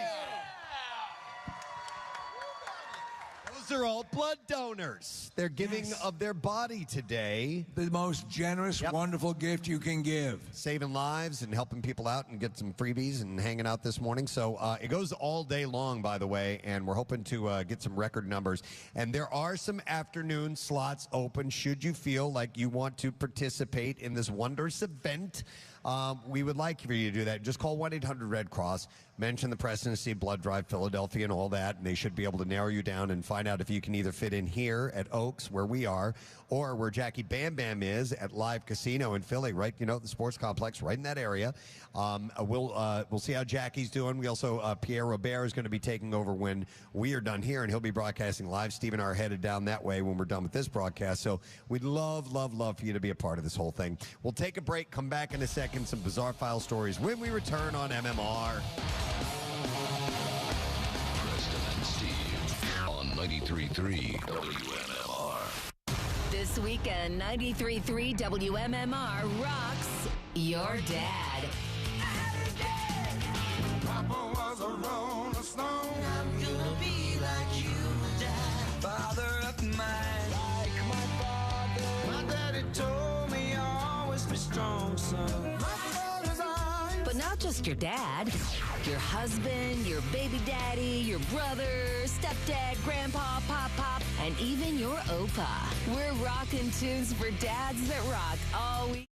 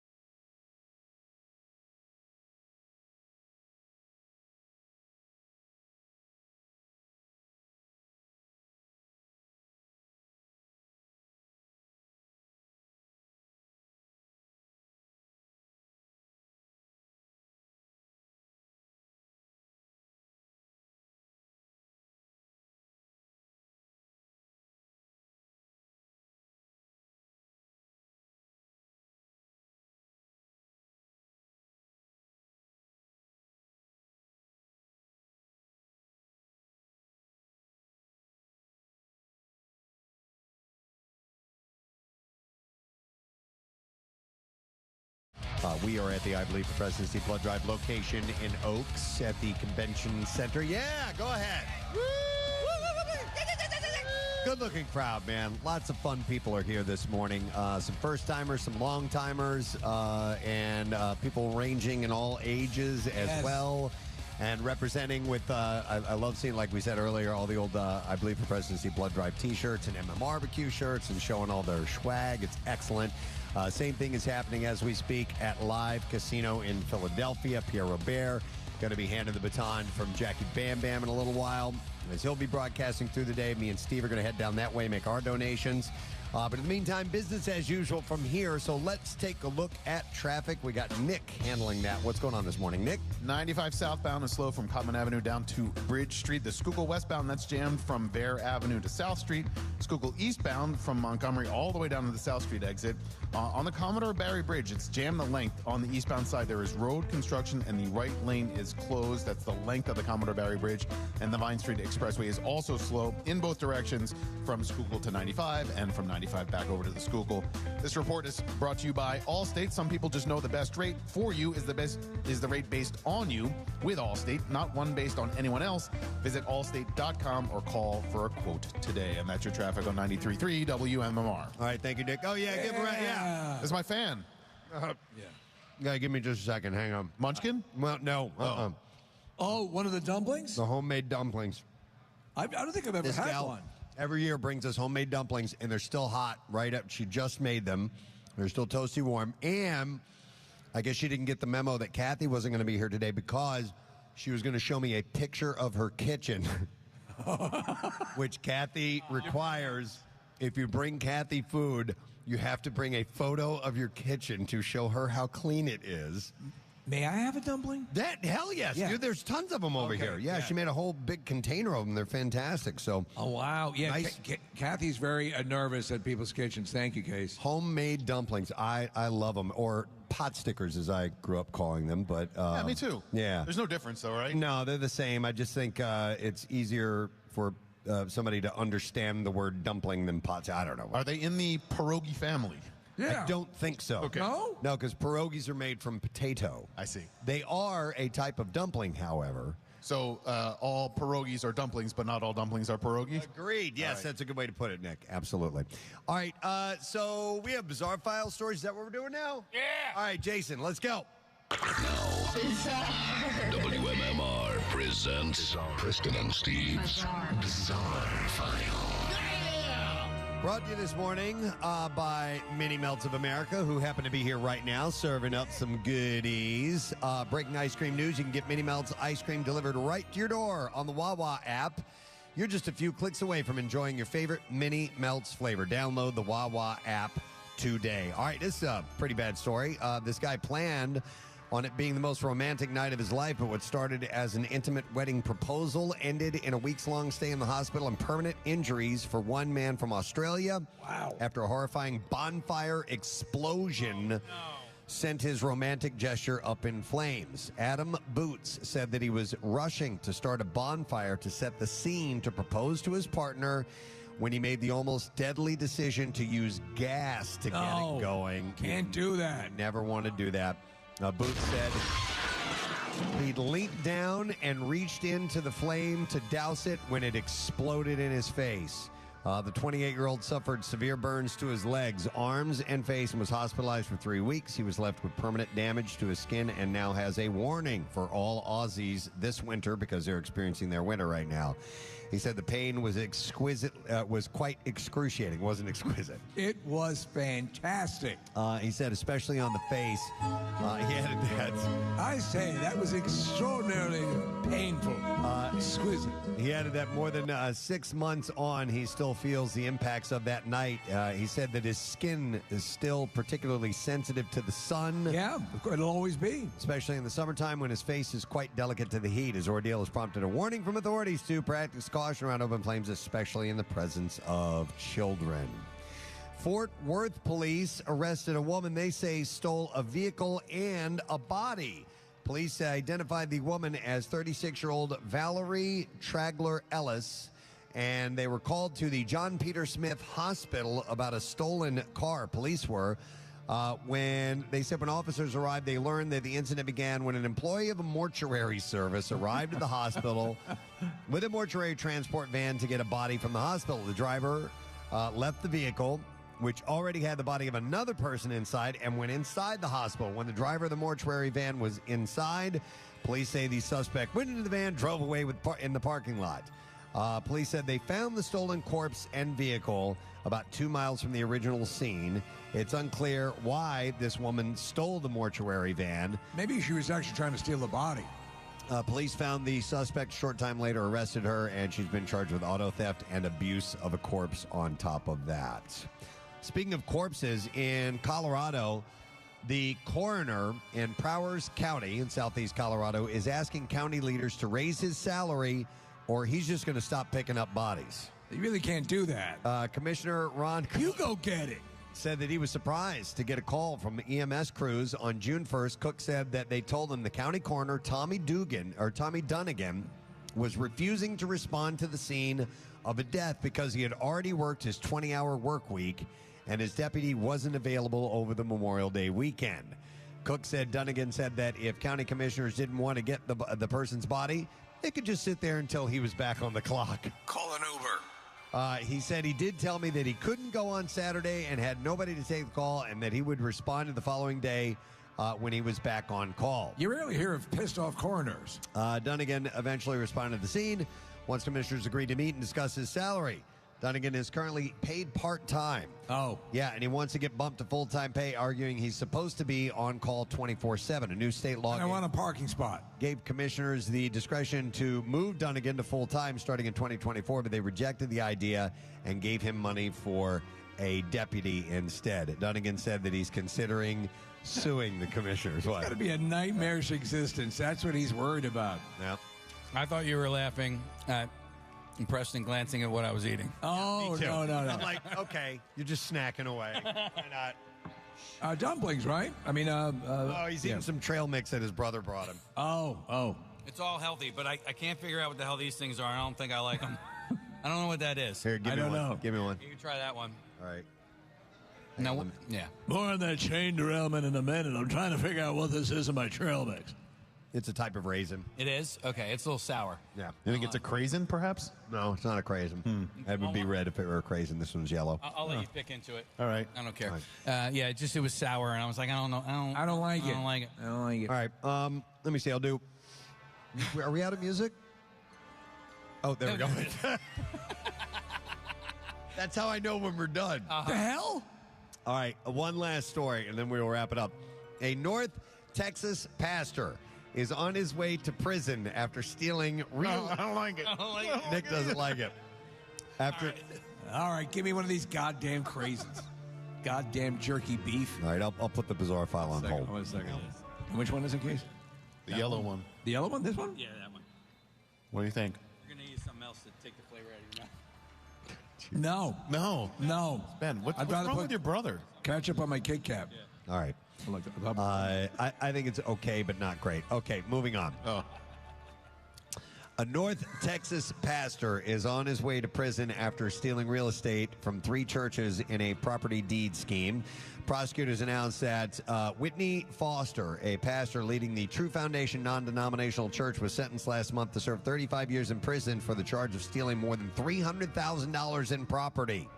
That's a bad pastor. Yeah. Foster, who was previously convicted of identity theft and arson, has been leading the small congregation without a physical space when he sought to take over properties from 3 North Texas churches. Listen, I know I'm not the best pastor, but I'm trying to figure out look at this. What is that in my trail mix? It's like a raisin, but it's sour. God damn it, and I know I shouldn't be saying that. You shouldn't be taking the Lord's name in vain, Pastor. God damnest thing I've ever seen. Looks like a little, like a mouse embryo. Foster then filed... Back to my extortion. Filed fraudulent deeds, listing a fake leader for the victim churches as the grantors and naming his church in his own name as the grantee and told the properties are now valued at more than $800,000. So this guy was completely scamming and taking from his own church. I wonder, I mean, statistically, my inclination is to automatically assume most of these people are bilking somebody somewhere. I know. Listen, there's it's tax-free money. Yeah. And it's a lot of times people can cook the books and it can happen. So, all right, and there you go. That's what I have in the bizarre file for you this morning. Do you think was it a golden raisin, like a green grape? I think it might have been some type of a grape. May I ask you something? Yeah. My personal experience just now, the food that it takes the longest to get out of your mouth, I would say one of them would be the walnut. Yeah. Right? But I don't mind that because I kind of like nibbling on like the little nuggets that are left in my teeth. All right. I don't mind that at all. Just wanted to resolve that. That raisin thing, the reaction I had is similar to Buddy the Elf when they sprayed the perfume in his mouth, and he thought it was going to be strawberries or whatever, and he's like, what are these red things? Okay. Those got to be craisins. We actually, Preston, someone asked for an update on your computer. Has Rodney cleaned it? It looks like he has. Yeah, for the most part. Yeah, they went and got that stuff that people off the air, liquid air. I think they literally call it liquid air. Rodney, is that what they call it, liquid air? Okay. I can't read from here, but he was able to spray all this stuff off of. I can't read. Hey. Yeah. We're going to take a break. Okay. All right. That's good. I think we need to do that. It's called the Duster, Steve. Dust and lint remover. Okay. All right. The Duster. That's what was used. Okay.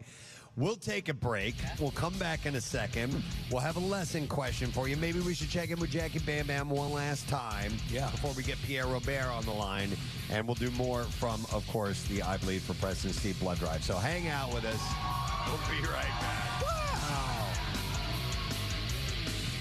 Preston and Steve on 93.3 WMMR.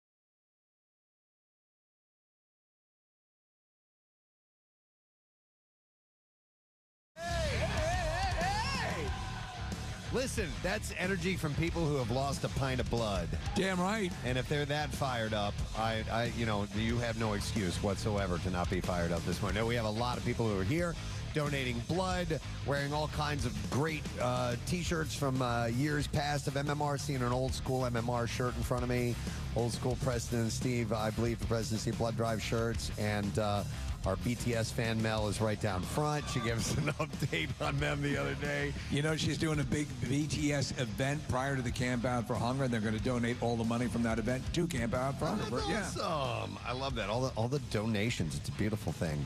All right, so we're done with traffic. We finished that, right? Yeah. Okay. Thank you, Nick, by the way. Yeah. Filling in for Kathy today. Kathy's job is very difficult. I would love to get a compliment from Kevin Costner one day, but what she does is impressive. She makes it sound seamless, and I'd pale in comparison. Yeah, it's hard, man. Yeah. It's difficult. I've never, we need to do that someday. I need to try traffic one. Honestly, I have to write it in advance as I'm doing it, because you look at the screen, Preston. Next time, maybe on Monday when Kathy's back or whatever, I'll show you the traffic screen. Yeah. The way that she's able to decipher it is very impressive. Nice. All right, I would like to reiterate this special word that we have. We're going to do Preston and Steve's Day Off at Darney coming up on July 11th. It is a Thursday, and we're giving away 4 packs of tickets this way. We give you a word, and then you go to WMMR.com or PrestonandSteve.com, either one, and you'll see a link, and then you enter this word, and you'll be in the running for the tickets. And we're giving away hundreds of tickets, by the way. So the word you need to enter for today is drive. You can do it at any point in time today. Just make sure that you get to it.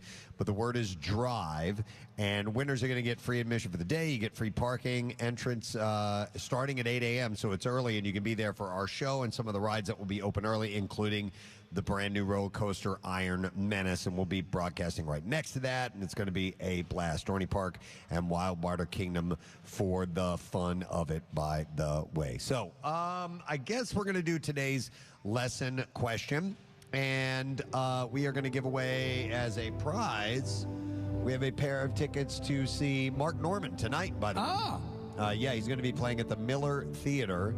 So if you're interested in seeing him, all you have to do is tell me which bay is in between Mecox Bay, which is real, and Me-Ass Bay, which is not. What bay is in between Mecox Bay and Me-Ass Bay? 215-263-WMMR. If you heard it, it was from the 6 o'clock hour. We would want you to call and try to win. We're going to do the trash right now. The trash business is a gold mine. 93.3 WMMR with Preston and Steve's Hollywood Trash. Brought to you by Sports and Social at Live Casino. Phillies Fridays at Sports and Social Philly. Every Friday, home game. Enjoy free caricature drawings, Budweiser specials, giveaways, memorabilia, and more. Visit sportssocialphilly.com. What's up this morning, Steve? Well, Joey Chestnut and Kobayashi are going to be going head-to-head in a one-off eating competition scheduled for Labor Day. Chestnut says the Battle Royale will once and for all determine who can generate the biggest bowel movement. Oh, my God. Miley Cyrus, appearing on David Letterman's Netflix talk show, candidly accusing her father, Billy Ray Cyrus, of making her a narcissist. Miley says she saw her father have a hit with Achy Breaky Heart and figured, clearly any moron can do this. Bad Baby, getting a big scare after LA police accidentally surrounded her while responding to a false alarm. A spokesman for the LAPD later explained the mistake, saying they had actually been looking for a completely different skank. And that's your trash. I love the word skank, by the way. It's a wonderful word, yeah. All right, let's see if someone knows the answer to this. Did they just yell for skank? I think they were applauding Steve, but it came after you said skank, so it sounded like... All right, which bay is in between Mecox Bay and Me-Ass Bay? 215-263 WMMR. We're going to go to Rich on the phones. Hi, Rich. Good morning. Good morning. Sorry to bother you at work. It's all right, Rich. So what is between Mecox Bay and Me-Ass Bay? That would be Me-Taint Bay. Me-Taint Bay, yes. Absolutely correct, yep. And so... we're going to set Rich up with some tickets to see the one and only comedian Mark Neumann tonight, fresh off his Netflix special Soup to Nuts. You can catch him on stage at the Miller Theater Tickets are available if you'd like to go to marknormancomedy.com. All right, music news time. Here we go. Now, Preston and Steve's Music News on 93.3 WMMR. All right, it's brought to you by Rita's. Make sure to head out to Rita's to try the new Kool-Aid Tropical Punch Ice. And oh yeah, you can try it in a 5-layer gelati or an ice blender drink. Available only for a limited time, so you can get to Rita's quick. So just a handful of things here today. Three things. The Offspring have released the official lyric video for their new single, which is called Make It All Right. And it's from the upcoming album Supercharged, set to drop October 11th via Concord Records. The single celebrates the support of a partner in crime who makes everything feel possible.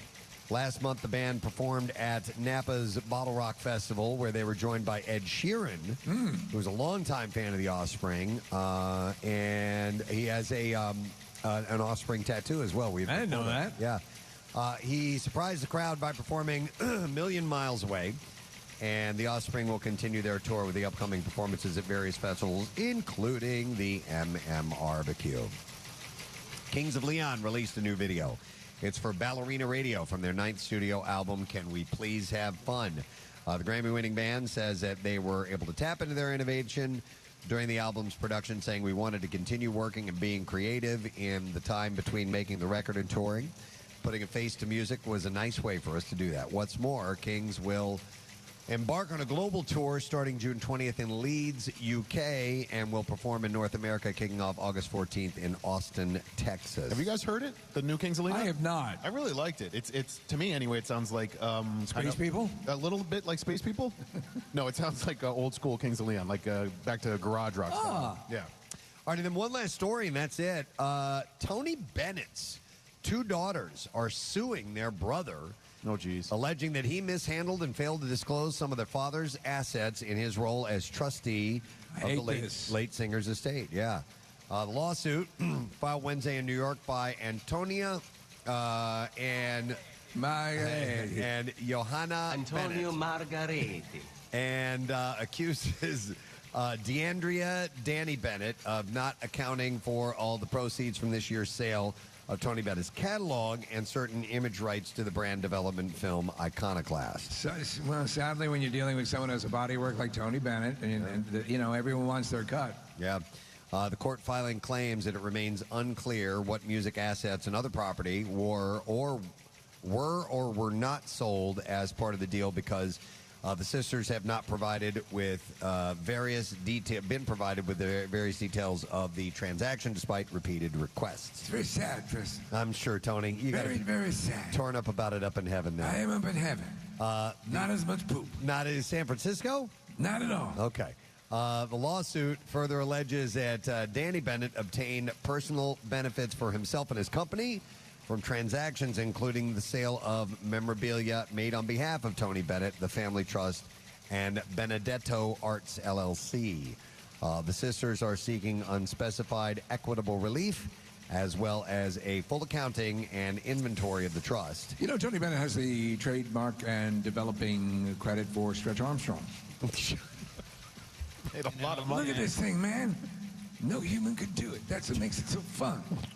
You grab one arm, I grab the other, stretch it all across San Francisco. You started, and I was like, oh, this is a joke. And then about a third of the way in, I was like, oh, no, this is serious. So every time I speak, think of it as 3-card Monty. Hang on a second. Is she okay? Is she all right? Okay, all right, just making sure. Some people, there are people in recovery, and sometimes people can get a little bit lightheaded, and I just see somebody attending to her. Okay. There are wheelchairs all over the place. Unfortunately, I delivered a baby. Yeah, Kathy's not here to run to sales to see if she has any events. Steve could do a tracheotomy, though, if necessary. If you do need a tracheotomy, I can do that. Does she need a tracheotomy? I can do that. Okay. No. Sorry, we've been waved off, Steve. All right, good. Yeah, you can put your bag away. I even have my penile implants if you need them. You bring those with you? I bring them with me. I'll take one. In a bag, yeah. You know that Wawa bag I can? Yeah. That has penile implants in it? Yeah. Oh, my God. Got to use it for something. Weekend for the head. Never would have got By the way, how many Wawa bags do you have at house? Oh, my God. We have like 80. Yeah. No. Many. I have one in my backpack, and I have The new red, not disposable, but the permanent ones that was in the car. Well, that around all the time. And down the shore in New Jersey, they don't have no it's bags. only reusable bags. No paper. No, paper. so I'm buying Nothing. bags every time I go shopping. That's why I kept this one. Dude, it's ridiculous. And it's not that far from my house. I should realize when I get to the parking lot, oh crap, maybe I should go home and get one of the 3,000 bags that I have at home.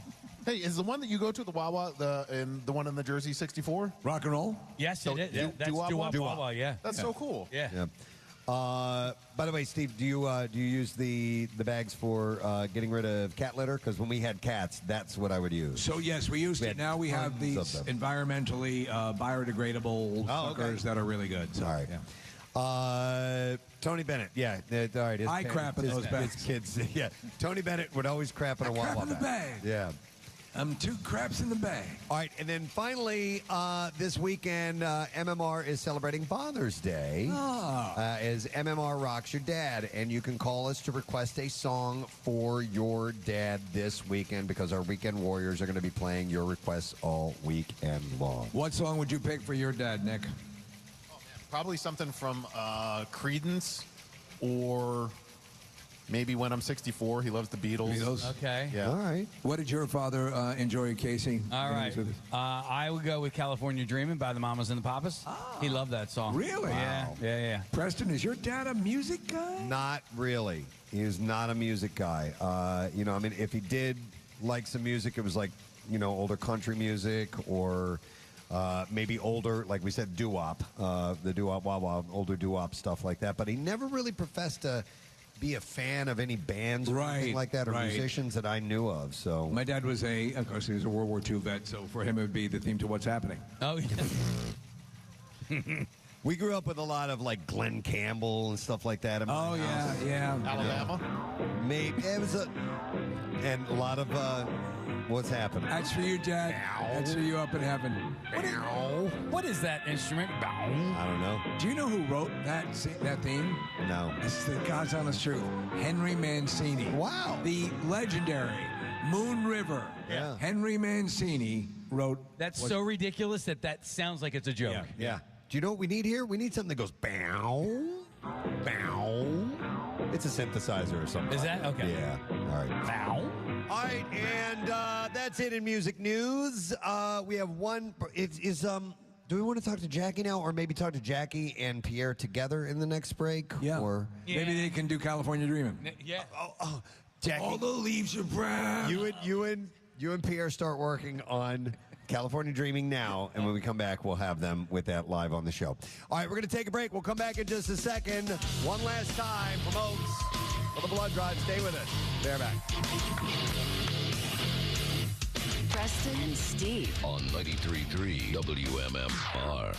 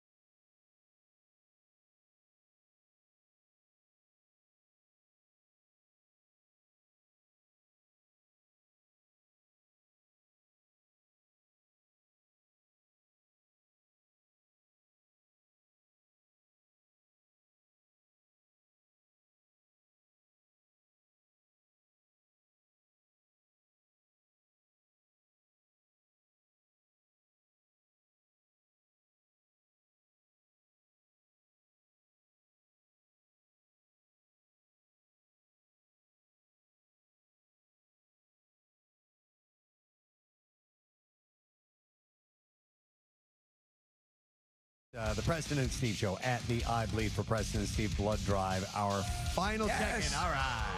People are so awesome, Preston, showing up right from the get-go, honoring their appointments, giving blood. It's humbling to witness this. Yeah, and you know what? This is one of the first years that we've actually had a nice crew congregate in front of us and hang out for a bit. A lot of times they go over to the recovery area and stay there, and then they just kind of fizzle out. But we've had a nice little crowd sitting here. I love this. Yes. This is wonderful. All we have to do is put down chairs, it turns out. Yeah. Thank you, guys. Appreciate that. So before we go through well, you know what? I will thank a few people because we're gonna check in down at Live Casino in just a second. But I would like to thank the following entities and people for helping out with the Camp Out for Hunger. Not Camp Out for Hunger. Good Lord. I'm going to have a stroke if I think about trying to organize that thing. For the blood drive.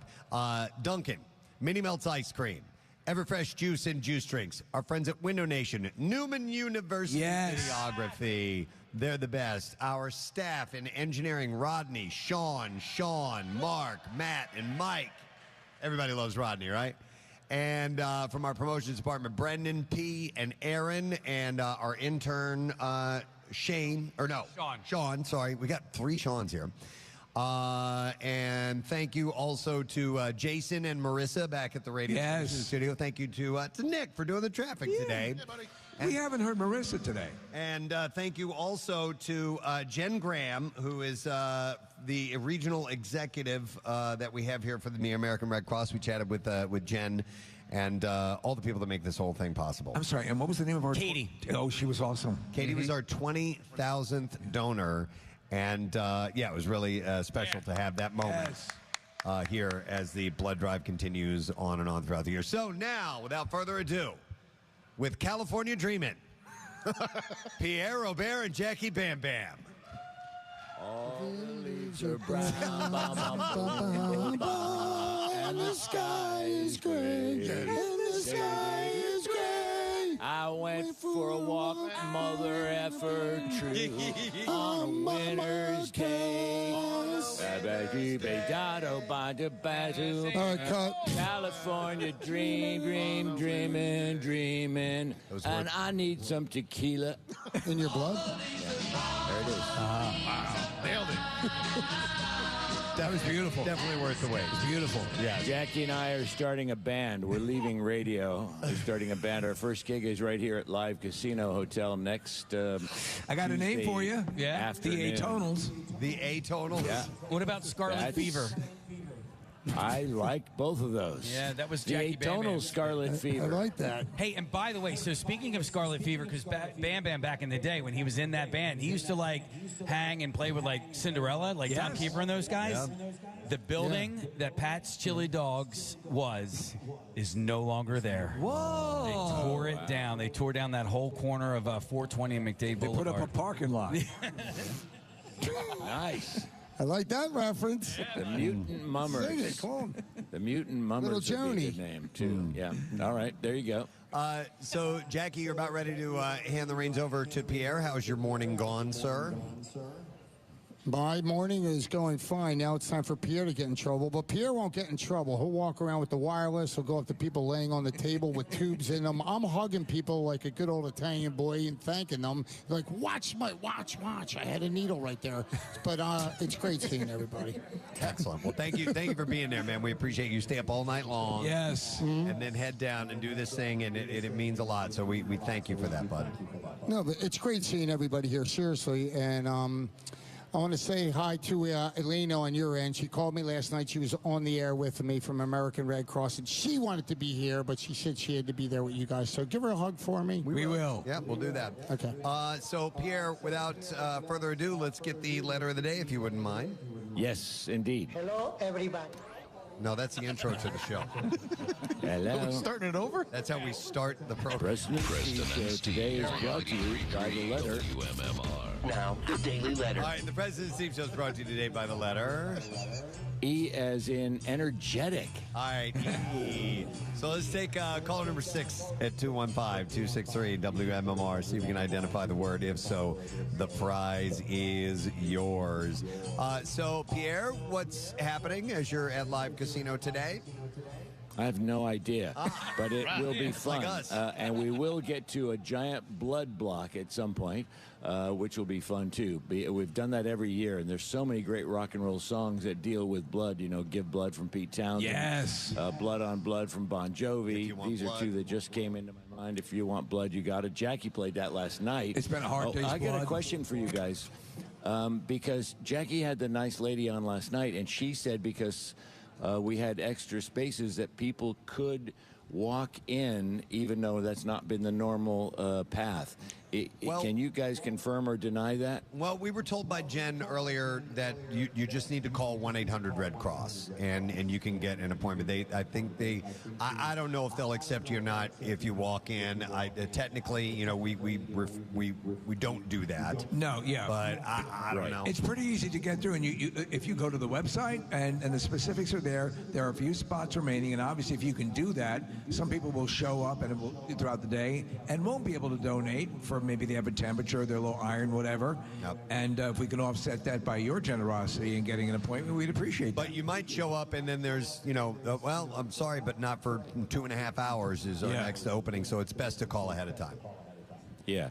No, that had always been the case, so I was kind of surprised when I was listening to you, Bam Bam, last night, and she said that. But it keeps growing and getting larger every year as everything you guys touch does, which is a great thing because there are always good causes. Camp Out for Hunger, the blood drive, you know, in the winter, the blood drive in the summer. So, yeah, we just want to see everybody down here and have some fun. And Jackie and I will continue singing, which will drive everyone away. But are you going to be Mama Cass or Michelle Phillips? I'm going to be Mama Cass. All right.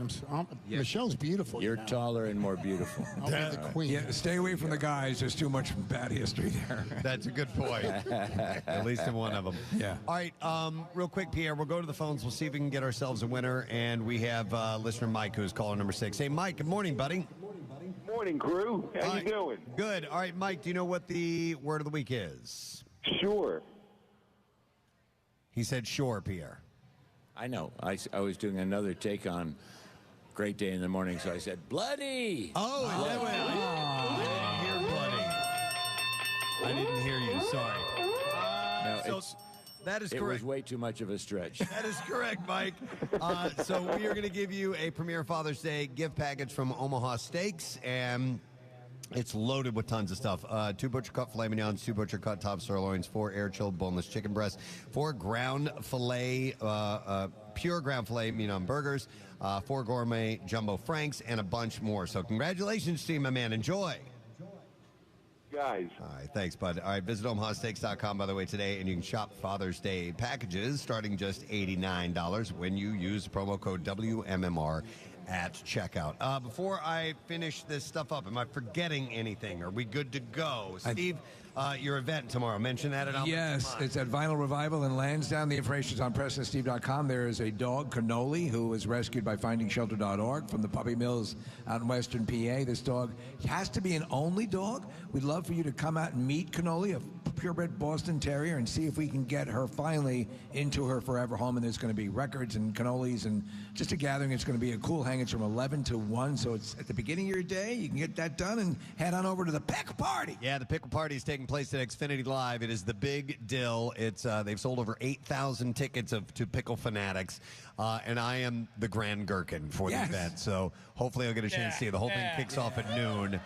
And it's going to be beautiful weather this weekend, so come out and join. I want to thank our sponsors. Preston Steve Show brought to you today by Duncan, and the Preston Steve Show runs on Duncan. Also brought to you by Powhannah Tiki Boats in Ocean City, New Jersey.